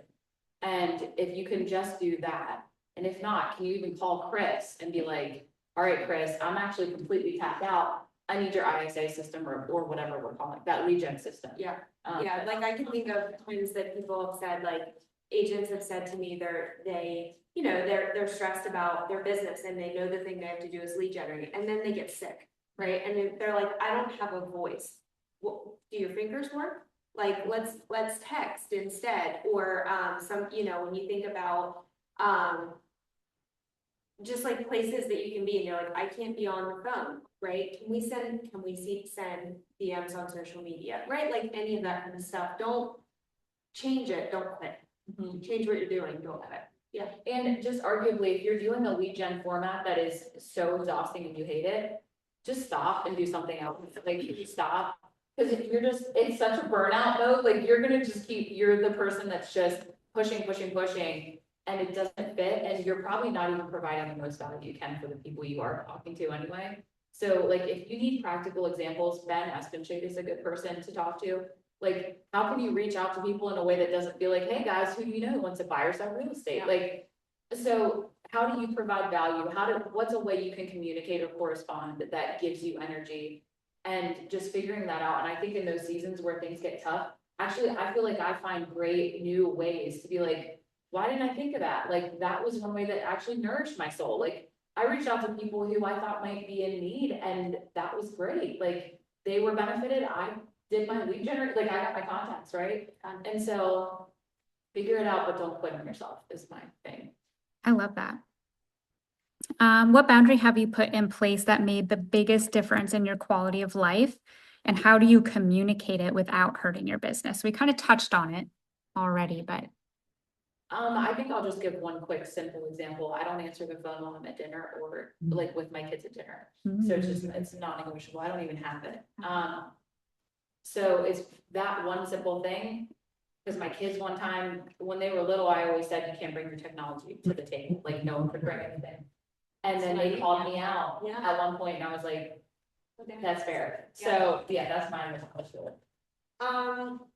You said one, I'm gonna give two. I would say first boundary is around time. I don't actually believe that our highest value is our time. And so, you know, my consultation always has my time availability in it. And then I reinforce that in my voicemail, and then I have to stick to it, especially with text. That's one that I started adding to say this because it's one thing for people to call you, but in the age that we're in now, and a ton of people text you, to resist texting back, but then text them the next morning. And sometimes you have to remind them, like my phone goes on do not disturb at this time. But I think it's very important that you communicate what your time is to your client, and then they decide if they're gonna hire you or not. And I think that we are so afraid to put a time boundary on ourselves in our business. And it's that your time, overextending your time is what will burn you out the most. I mean, sure, you'll get burnt out if you're doing things that you hate, but if you're overextending your time, it will burn you out the most. And so like that one's a non-negotiable. Like I absolutely believe that you can have a really big business, you know, Sanjay can prove that, and have a time boundary. I'll pick on our mortgage friends in here. One of the things every time I talk to a person and they say to me, call me anytime, nights or weekends, I'm available 24/7. I'm like, guys, knock it off. Find a way. You know, because I don't want you to get burnt out from it either, you know, and I think agents, like, we almost wear this, like, working all the time as a badge of honor. And I'd say, like, the one thing that is like, all right, this is good. I have heard my exact voicemail on other people's voicemails more times than I can count. Like, I'll call and I'll get their voicemail and they'll say, if your call is received after 7 p.m. or on the weekend, it may be returned the next business. Great, we're doing this. So time boundary, and then the practical strategies for protecting my time and energy. This one's really silly. I do a Sunday evening plan. I think Brittany does it. A lot of people do it, but I used to get so anxious about not knowing what was on my schedule for the week. But here's the biggest one: is making dinner for my family. Like knowing what I'm going to make dinner, because I'm the cook in our house. I'm the one. I see other people shaking their heads like. If it wasn't there at 6 whatever, they're looking at me like, where's dinner? And I would just be thinking about it all the time, like what am I gonna make for dinner? Did I get anything out? You know, any of that kind of stuff. So Sunday nights, I pick our dinners, and then I do a grocery pickup order for Monday, and then I know what that is, and I don't have to stress about that. Somebody once told me, and Matt Hinch and I were talking about it, if you don't write something down, if there's something on your mind and you don't write it down, it's constantly staying in a loop in your brain until you download it from your brain and write it down. And I can, like, it's silly, but like dinner is one of those for me, that it's like, it feels like a stressor all day until I get it out of my head. Because it's like, it's a problem you haven't solved. It's not silly, it's a very normal feeling. And If I don't have it figured out by 3 o'clock, I'm so stressed. Yeah. So just plan it out the whole week, and it's done. Yep. Yeah, no, I love that. And I think we often think if I don't think about it, I'm gonna forget. So then we keep thinking about it so we don't forget about like, gotta bring the speaker to TV today, gotta bring the speaker to TV. Yes. And then you just keep thinking about it, so just putting it on your calendar. Put it on your calendar, write it down, plan. I mean, I think plan is like such a highlight here. Huge. One thing I want to point out, and Drew said, you know, she's heard her voicemail and other people's voicemails. The power of leading by example. If you stop calling other agents after 6 or 7, you have kids again. But if you stop doing that, and then when you do rarely take that phone call and you say, oh, you tell other agents, it's not just about your clients. We can train the industry to stop working 24/7, but it starts with every single person in this room modeling how it can be done. Yeah, I'm gonna call out Moss Burnout. He's not here, so it's not nice. He can't defend himself. But one time I was buyer's agent writing an offer on one of his listings, and he set the submission deadline for midnight. And I remember being like, Adam, what time are you working till? And I'm like, are you presenting this to the seller at 1 o'clock in the morning? Like, what is happening? You know, and then we talked through it. And it's like, it's the same thing. So whether it's midnight, which sounds silly, but like, guys, you don't have to set a deadline for Sunday at 5 p.m. Stop it. Stop it. Yeah. Really, you don't have to do it. Don't do it. Set it for Monday at noon. Like, you are forcing yourself to work as a listing agent because you're doing that. And like, find a nice way, the way Brian didn't do with Adam, to challenge somebody who does. Like, hey, do you want to work on Sunday? Because I don't. Like, is there a way that you could make that Monday at noon? Or like, make your deadline Monday at 10, and then you're meeting with the seller Monday at noon? Whatever it is, find a way to like, Maybe after your offer is accepted. No, Not like, working with her. yeah. I mean, I even think before though, like you could truly help them and open up their eyes, and like open houses do not have to be on Sundays. Or leverage somebody who can really only work weekends, like dual career, right? Yeah. Yeah, sorry, I got a little passionate about it. It starts with us. Right? It starts with us. Yeah. Setting business hours and like agents texting them, calling them after that, do you just not answer until tomorrow? yeah. Yeah. If I don't work these hours, we just like leave it at all. Usually what I say to them, like if I need to, like afterwards, I'll just say, oh, my phone goes on do not disturb, I didn't get your message till this morning, or something like that. I have a text replacement in my phone that just, if you type it after hours, it'll just auto populate, like I'll be working the next day. That you don't feel like you're ignoring them. Yeah, okay. Oh, teach us your ways then. Yeah. I love that. I love that. You can tell by the, like some texts can just wait, and so just wait. If you can tell from the words that they are saying, that maybe they might freak out. If you don't respond, I'll at least say, I can get back to you tomorrow morning at 9 a.m. It's not Freaking out though. Why is that? I don't think they are, I think it's our perception. It could be our I perception. don't care. I'm not attached. But the person calling to 100 times on vacation, like if I need to stop that, the multiple texting and the multiple calling, that's when I will do that. I want to do a pattern interrupt, like, hey, we're gonna stop. Yeah. I will get back to you. This is not urgent. Constantly, and talking to our agents, that they tell me that they were talking to an agent at 9, 10 o'clock at night. And I'm like, stop it. Like, stop it. Like, I couldn't imagine, guys, I go on my bed at like 7 o'clock every night. Like, I could not imagine if I looked at my phone and saw somebody call me at 9 p.m. I'm like, are we going to the hospital? What is this? We are not delivering beating hearts. Like, yeah, there's not much you can solve at 9 o'clock. And just like like in my situation, I have 4 little kids, like when I get home at 5 o'clock, we're right around there, like my goal is to be home at 5 o'clock every night. And when I get home at 5 o'clock, my kids are like, they want my dad, and my wife is like, your kids want you. Your turn, in a great way, but it's like, I have to lock in. what's the boundary? What's your calendar set every day at 5 o'clock? Your kids need you. Yeah. I think it says we're counting on you. Yeah. I just know like they need me. Now, if I get text message or phone calls that I miss, I do look at my phone.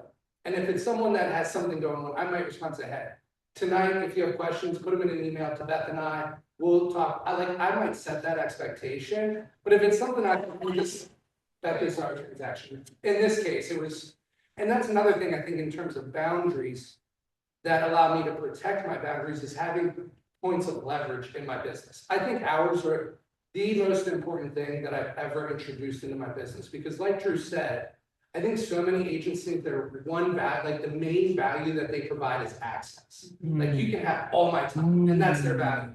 But there's so many things in front of that if you sit down and pencil out like what you provide, experience, negotiation, relationships. Value or your time to just be available is like the last thing on the list. So the one thing that I really want to impress upon you is like stop thinking that's the only value you provide, because it's not true. And your clients are going to treat you the way that you teach them. So it's very important, like, to think about how you want your business to look and how you want it to operate, and then stay true to them. Like, say it over and over again and get buy-in. It's like the second page of my. It is, and you can decide to violate your value. Totally, and that's not. You can decide to violate it, but somebody else, right? You can't let somebody else. And if I'm violating it, I'm acknowledging that, hey, I know I told you I wouldn't only do this, I just wanted to close this loop. And then you'll see a magic happen. People will call you in the section and say, hey, I know you're not working, you can get back to me on Monday. That's like, thank you. I appreciate you, you appreciate me. And that is like one of the best feelings ever, that you've established your boundaries. They respect you enough to, acknowledge them.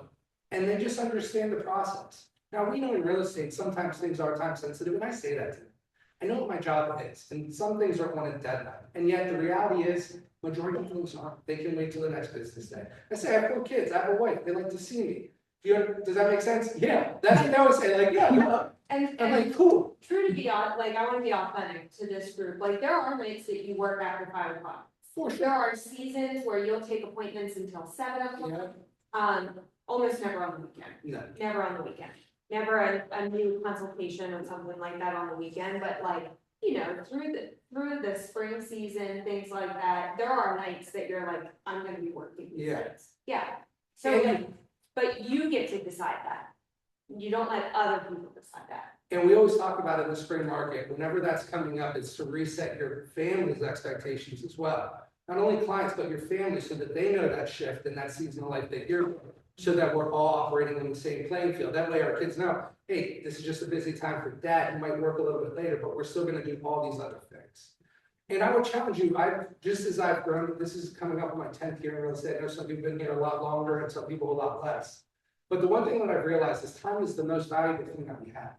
And if you can find people that you can balance your business with that might want to show houses or might want some extra things that they can take on, put those pieces in place. Figure out a payment schedule that makes sense for you, because I promise you, that Saturday at 2 o'clock, if you're spending 20, 30, 50 bucks for someone to show a house, but you're at the park with your kids, you'd spend 10 times that. So just like really challenge yourself to think, where can I put leverage in my life and boundaries in my life so that I can enjoy like all that I'm working for? Well, how much are you gonna pay a babysitter? Well, we have, yeah. Well, exactly. It's so funny, like agents will go, well, I don't wanna pay a showing agent. I'm like, but how much are these? Yeah. And where do you put your time? Yeah. Yeah. And Sinja and I both forced ourselves to do some of this stuff. Like, I stopped paying for Supra. I can't get into houses. Same. I can't show a house because I can't get in. Instead of paying $30 a month for Supra, I pay for somebody to show a house instead. So, and then I set the buyer's expectation on that right up front. I tell them who that person is, what they're gonna do, and the amount of stress that comes off when somebody is trying to take me there on Saturday at 2 o'clock is. You can also make a joke. It's unbelievable. You don't need me to point out the difference between a bedroom and a bathroom, right? Okay, great. Tara will be there to show this property. Yeah. And the one thing that I just really want to stress is whenever I first got into real estate, and even as I worked up through the team, I was doing all those things. And I remember when the idea of like having someone handle negotiations was introduced to me, I was like, how's someone going to negotiate repairs? That's like the thing that I do. Or how's someone going to show a home? Like that's where I allow them. I have, that's like this perception you have of the value you provide. But if you can get over that thought process of like, you're not that important. And if you can really lay out what your system and your process is, and you may not do that, but challenge yourself to make some small changes and really buy into them. and then get the potential client that you're sitting down with to understand the value that it is to them. And once they say, okay, that's awesome and sign, they're locked into that system. So you don't have to feel bad because in my case, Africa's showing houses, at 7 o'clock at night or 2 o'clock on a Saturday, and I'm with the clients are excited about that. Africa's empowered for that, and I'm getting my balance. So it was hard for me to come to the term of oh, I'm not gonna do that. But let me tell you, after 6 months, I was like, oh, how did I do that? It's just amazing how that shift can happen. So I really like what Julie has said earlier about giving herself grace.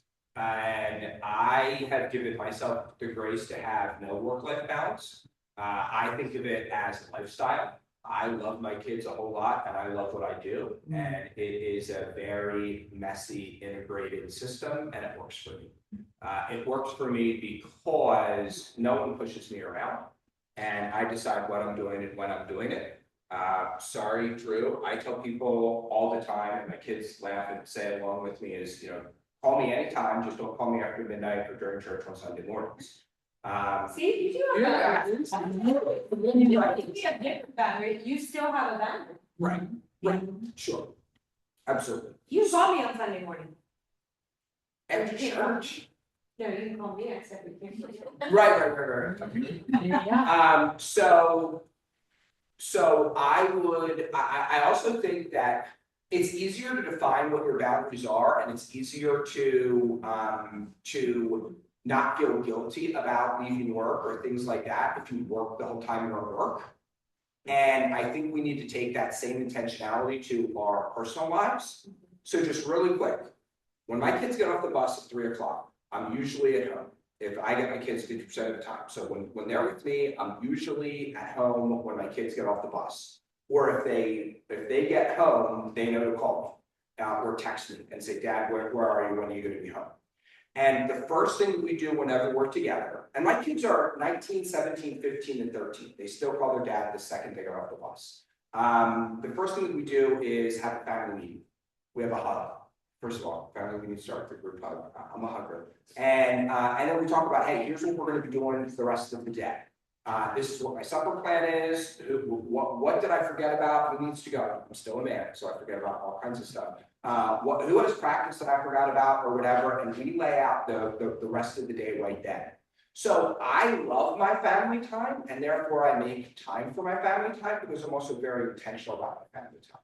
We have dinner together as a family around the table 80% of the time with no phones. Every single night we are watching something fun on TV and discussing it, whether it's a movie or a TV show. We watch a lot of TV, but I pause and put stuff out and teach it, and then we have conversations afterwards, and we do devotions.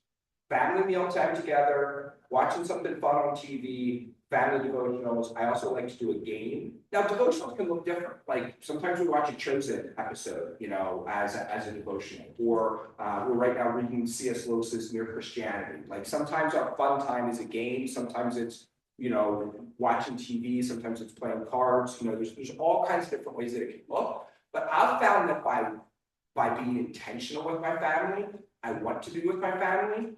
These guys also talked about what I call sprints. So you don't work, as Vincent Vega said, you can't keep a race car in the red all the time, right? So, if you keep a race car in the red at all times, it's really dangerous. So you have to go in sprints, but you have to clearly communicate to the people around you, hey, the next 2 weeks is going to be really busy. So therefore this, and this. I only think this is going to be the next 2 weeks, but this is what the next 2 weeks is going to look like.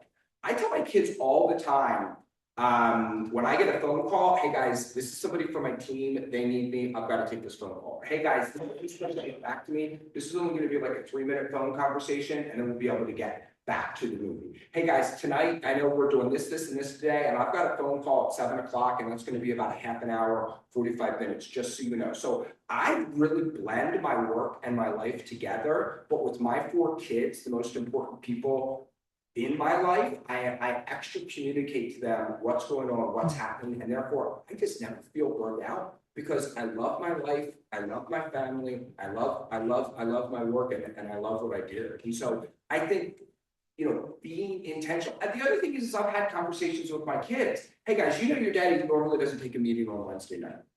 I'm going to get a listing appointment on Wednesday night. It should be roughly a $5,000 commission. That is a week's worth of income or half a month's worth of income or whatever that is. You know, like this is a big deal. Your guys' time is a big deal. But if I secure this deal, it means this for me, which by the way is also about a third of what we spent on that Mexico trip earlier this year. Did we like that Mexico trip? Yes. So sometimes daddy needs to do X, Y, and Z in order to make that happen. So I just really communicate with them what those times are. And I'm also clear with my kids and I say, hey guys, your dad's never going to see every pitch of every softball game, but I'm always going to be there when it's important. Occasionally I'm going to have to take meetings on nights or weekends and we're not going to be able to do fun stuff. But you know what? If the school ever calls, I can take you. If you ever have a doctor's appointment, I can always be the one that drives you. So I have a work-life not balance, but lifestyle. And I communicate that it's a lifestyle, not work-life balance, so that they don't see the times I'm missing. They also clearly get the positive sides of it as well. I love that. I just remembered something as you were saying that, and I remembered that was crazy. And Mason didn't want to go to kindergarten, and I remember asking him why. And he told me I was so busy that he was afraid I was going to forget to pick him up. And I just remembered that as he said it. But like, you gotta bring your kids in. No matter how old they are, you gotta bring your kids in. And that wasn't actually the thing. He wasn't afraid I was going to forget him, right? But hearing it is still hurtful. Hearing it, like, listen to me, I'm crying 10 years later, like that when it hit me, but like, yeah, you gotta bring your kids in on anything you do, no matter how old they are. And it's a teaching opportunity for them. I mean, this week is crazy. That's crazy. Yeah. Thanks for letting me do that. Yeah. I know. Like, I did, but I usually cry though.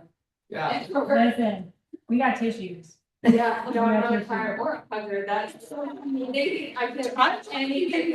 We met that Saturday morning and you gave me a hug. It's like, that's a lot. What's something that I should have asked you that I didn't, or something that you didn't get to say today that you want to share with the room?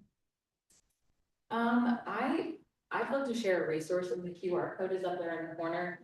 This is something, one sheet of paper, write plus, minus, and next at the top of the paper. I put it, I do landscape, not portrait.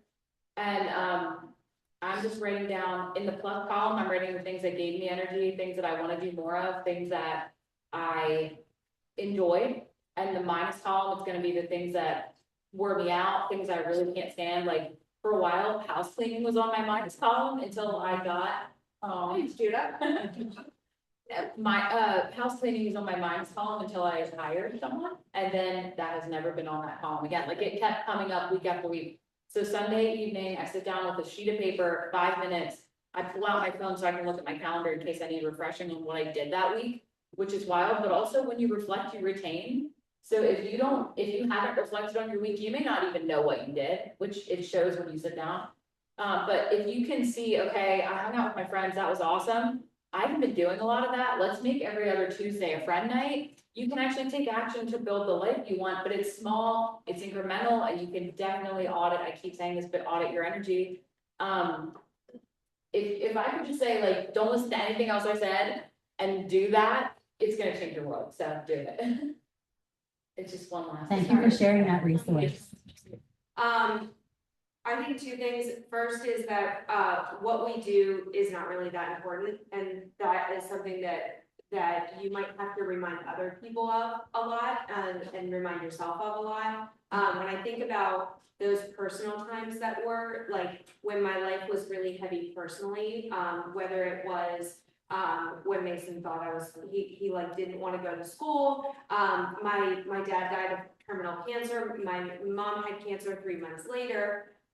when I think of like any of those times, it helped really put my job into perspective. And like the stress and weight that I put on myself was like stupid, because it really wasn't as important as any of those things.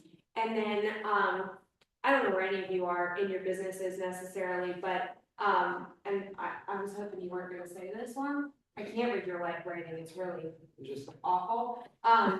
It is okay to give your, like. She'll probably deserve She's taking on us. Like in this industry, we're all like ego and growth and comparison, and you see each other all around you. Like it is okay to decide that you don't want this like a massive business. St. John did that this last year, and you reduced your transactional goal, you set your boundaries. How many churches you on this year?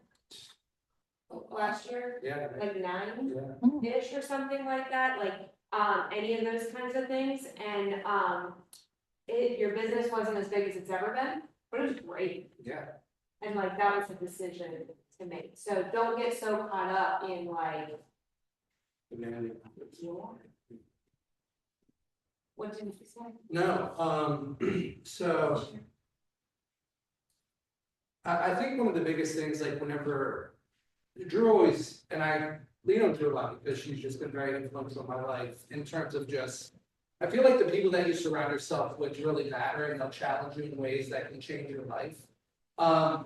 One of the things that I've just really been conscious of is, you know, Drew always says, like, so many people get caught up in this word or this phrase, I feel like. And that can be, you know, a trap that you get in, but you're not basing it on anything other than emotion. So whenever you're looking at your business and you're deciding, like, where do you need to shift? You need to pull away, you need to speed up.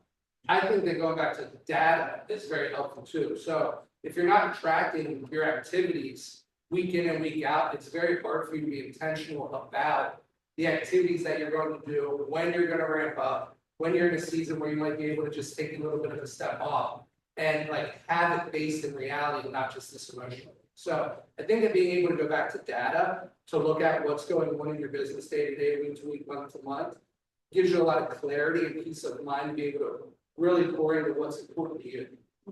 I remember when you even this last year, like hadn't thought you met a goal, and so you were like pushing, and then with that you asked me like, you know, where's my income at? And I shared it with you, you're like, really? Yeah. You know, so just being able to know that it helped you. Yeah, I'll just add, you know, as a team leader, I have several agents in our brokerage, and I am not working with them to grow in business.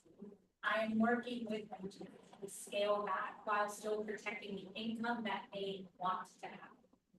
So it is not always about more units or more volume or more. Like it is very appropriate to say, I gotta do less, but here's where my number needs to be. And then I will work with you to help you do that. So it can be based on data and facts and intentionality, not feelings. Because otherwise you feel like, well, shoot, if I do less, I'm gonna make a lot less money. We can find balance. So yeah, there needs to happen. So I appreciate that. Yeah, I think it's also okay to,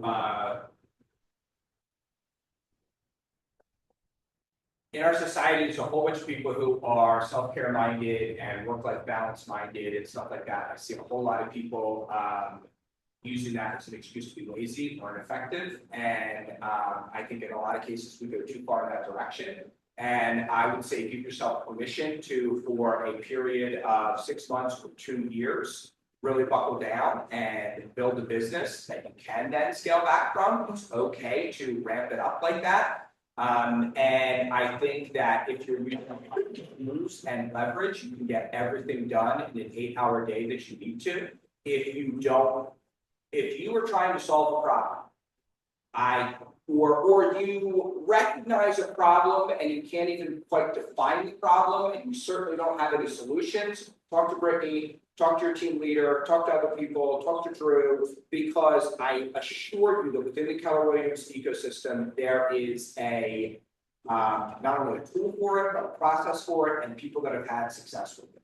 Tools that I use are the 411. We do them every year on our team, and we review them quarterly, and we not only do 4 business goals for the year, we do 4 personal goals.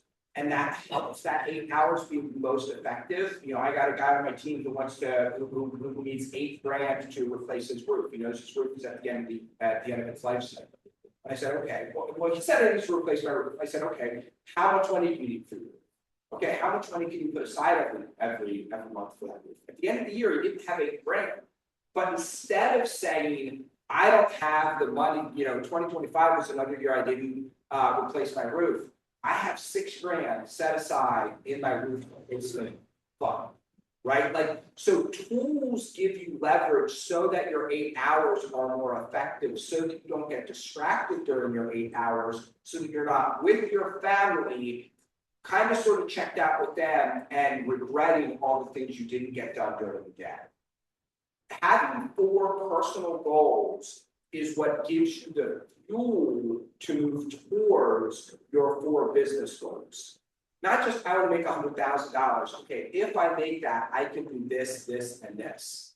And that way you either hit those goals or you have milestones that you've gotten closer to achieving and accomplishing those goals. Guys, I'm really big on my business and I'm really focused on my business, but I'm also very, very intentional about my personal life. I will apologize to no one for my drive and my commitment to my business, and there might be people on the side of my voice who are like this too. I'm a single dad with 4 kids, and there are 2 people in this world who would love nothing more than to take those children away from me. And I work in 100% commission industry. If I am not focused on my business, I can lose the most precious and important thing to me. I don't have we do not live in a dual income household. So don't let anything anybody up here has said to you be permission for slacking off, not doing the work, you've got to do the push-ups. You only get the muscles from doing push-ups. Yeah, part of being a good parent is providing. Yeah. And so you gotta there is a time in our lives and our businesses where we do have to hustle. And then we get to a point where we can slowly start building, eventually hire that cleaning assistants, right? So I totally agree with that. Sometimes we take work-life balance, not me, but some people take it so far to the left that they forget that providing is a duty as a parent. So. You're doing that, you should give yourself that time. Yeah. Yes, any other questions on to them? Any questions? Thank you guys for staying until the end. I think Adrian finally has that name she's been teasing me with just in time. I can, we gotta roll. Yes. We gotta roll. Yeah, exactly. I get to the I love it. Yes. See you guys. You want to play game? I would love to. I got some. Well, I think you guys are doing small group in here, so.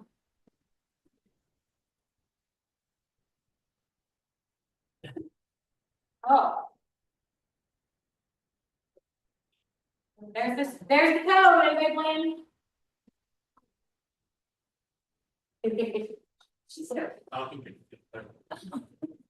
What? Marco? Oh, I know. I'm still here. Why not? When and I bombed this for the record. What's it about? Oh.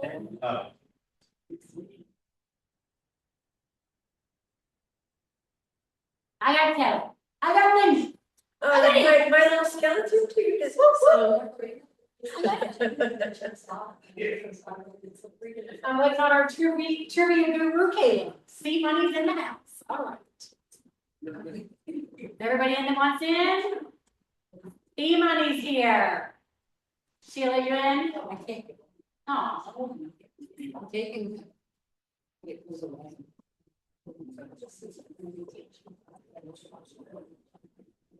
Hey. She is.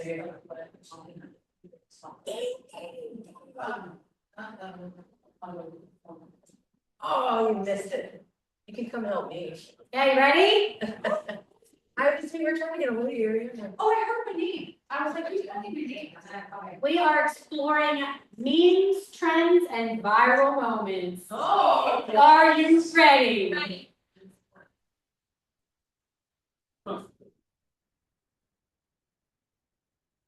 Was the dress blue and black or white and gold? Who remembers?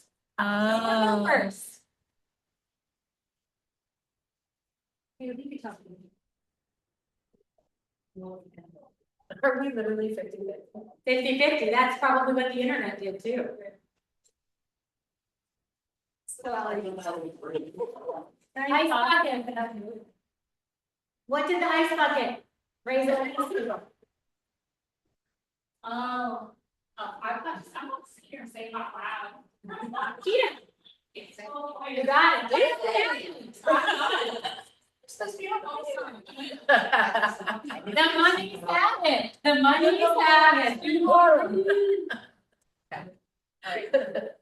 Running up that hill. What's show, Britt? You know. You know. I knew that one. Was that greater than you? Because of my dog. Yeah. I'm not on the place. Running up that hill. Still have a 17-year-old. So he's like, wow, that's but I'm still like. Ben's locking in. He is locking in. I don't want Caleb to get the edge on me. That is getting two things. See money. 26 points. 26 points. Oh my. Let's do it. The trend of whipping instant coffee, sugar, and hot water. What year did it go viral? Seems like 2020. You think in 2020? I don't know. Yeah. I just remember it was disgusting. Like, I was so excited. I thought it was with me.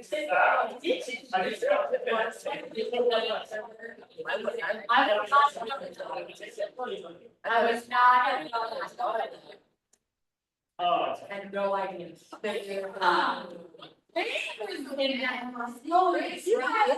Girl power. Girl power knocks all the guys out. What is girl diner? What's girl dinner? Diner. What's girl dinner? This is my favorite. Say it. Snaggle box. Yep. Snapple box. I'm here for it. That's a, I said the simple mixed snack put together as a dinner. That's. Love it. I That is what I- together a girl there Yeah. for a team meeting, like we have a Every restaurant we went to, every. Right? To be on a street. Top shop. Wow, you guys. The girls are coming in. What made the two girl trend famous? Oh, I don't know this one. I don't know this one. Is she an Guess example? what? I have no idea. So two is actually dancing. Yeah. Two. Two girl. Yeah. Hey. There you go. There you go. Yes. Oh, how did this change the mood? The bottom now. Kelly's I'm not at the bottom anymore. B money is gone. He's not even like bored. How many questions? We make a state You comment. never know. Oh my gosh. Oh my gosh. Wow. I remember that. Oh,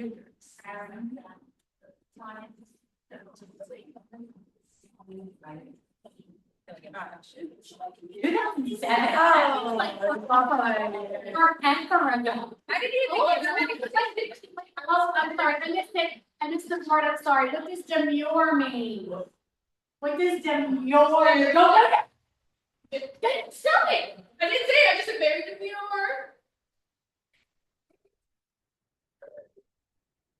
There. Oh, nice. Now let's see what the are. Oh. Hey, Mom. I just dropped out again. Ava is killing it. 2007. Yep. Oh, like, Fill in the blank. I am looking for a man in 6'5", blue eyes.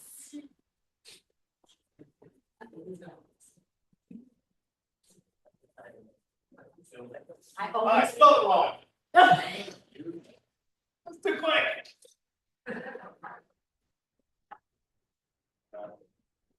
Nope. Oh, got it. I put in a C. Two people. Two people had it right. Oh. Ava knew, and then back on the board. She's coming fast. When did the viral TikTok Roman Empire trend peak? I don't even know what this is. I don't know what this is. Roman. Nope. No, we are old. Nope. I know. No, you guys. What do you like? So people were asking guys on the street, like, what do you think about Roman? And they all would say, like, I think about the Roman Empire. So you give a phrase of like, what's your Roman Empire? 2023? That makes sense. But I got I was. Just got it. I said. Be funny. Be funny. Yes. Type the answer. It's blank.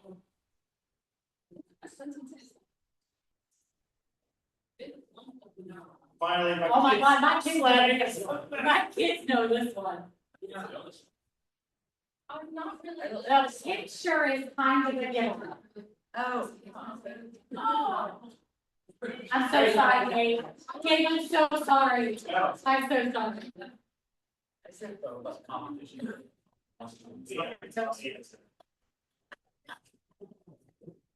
Okay, this is gonna be the last question. This is it. We gotta move on. It's corn. It's corn. Okay, who's our winner? I'm not me.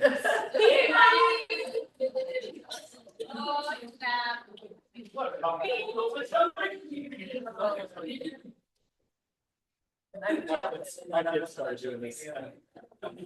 I spelled it.